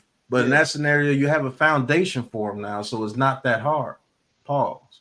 No, yeah, but I mean, just quick rebuttal, because I know it's almost 1 in the morning. It's like in Pat's situation, let's just say Daniel Jones isn't the guy, and you win 6, 7 games, and you have this foundation. You have to this is what got us into picking Daniel Jones in the first place. Not the same mentality, but an altered mentality. You have to self-convince yourself that you have to pick one of these quarterbacks. You have to self-convince yourself, because I get it. You could kind of have that same mentality of self-convincing for this draft, Right. but there's more. But there's more of a pick of the litter with this draft. With the next draft, other than Shedeur Sanders, I mean, you have to wait for guys to declare and all these other different things, because now with Daniel Jones being out and not being as good as he was this season, you kind of have it on the radar, and the Giants already conducted going to all these games and stuff. They already know that I guess in this situation, they have to pick a quarterback. But what if, let's just say you're halfway through the college season, Daniel Jones is not getting it done. Now you're late on scouting, and you have to self-convince yourself. I find that to be a little bit worse, despite the foundation, because you kick that can down the road rather than going up, getting your guy, and building as it goes along, because you know you're going to have to build 1 to 2, maybe even 3 years of foundation. I'll say this before we end this. If you're late on scouting on any year, that's the reason why you're bad. I don't care if Daniel Jones is playing that year. You see he was scouting Drake May all this year, and Daniel Jones and that was out there. He didn't wait till Daniel Jones get hurt. He didn't wait for Daniel Jones when he didn't give him his 5-year option. He was looking at C.J. Stroud and Bryce Young and the whole season while Daniel Jones was playing good. So if you're late on scouting, that's just you trash as a scout. You scout all year long. No matter who. Too, before we end it, look, we didn't know Penix was going to be a top quarterback this year. We didn't know Bo Nix. We didn't know Jaden Daniels was going to be, So just because it's not looking like it's all these quarterbacks come into the season and they rise based on their production during that season. So we don't know who the top quarterbacks is going to be next year, and we don't know how that's going to pan out either. So you can't just say this is the better class than the previous class, or the future class, I should say. All I know is when I said don't pick Malik Willis, I was fucking right. Uh-huh. Everybody was telling me to pick. I was with you on that. I was with calling you. me stupid. Oh, you got to take Malik Willis. He's a generational talent. He threw a 60-yard pass at his pro day. I said I wouldn't take it a single quarterback in the whole draft class. Yep, Right. I said Kenny Pickett was the most ready, and I didn't even know about Brock Purdy, but that still doesn't even say anything. Brock Purdy went to the 49ers, sir. Exactly. Exactly. You can't that type of stuff you can't predict. All right. Well, Lou. Yeah, you got it, Lou. Thank all of you guys for coming by. Thank everybody in the chat, everybody who watched. If you haven't subscribed already, please do so. Also, make sure you go subscribe to all of these guys. Big Blue in the Bronx, Big Pat Sports Talk, Two Giant Goofballs, Unpopular Opinion Sports. Make sure you go to subscribe to all of these guys, man. We are the Big Blue Crew Sports Network, man. Thank you guys for stopping by. And until next time, y'all already know what it is. Yeah. Ain't no chat, no like, just action. All my in front like these hatching. You already know. Poppin'. Ain't no stopping me, man. Steady rockin'. Watch them hate on me now, cause I'm locked in. Watch the hate on me now, cause I'm poppin'. I ain't stopping.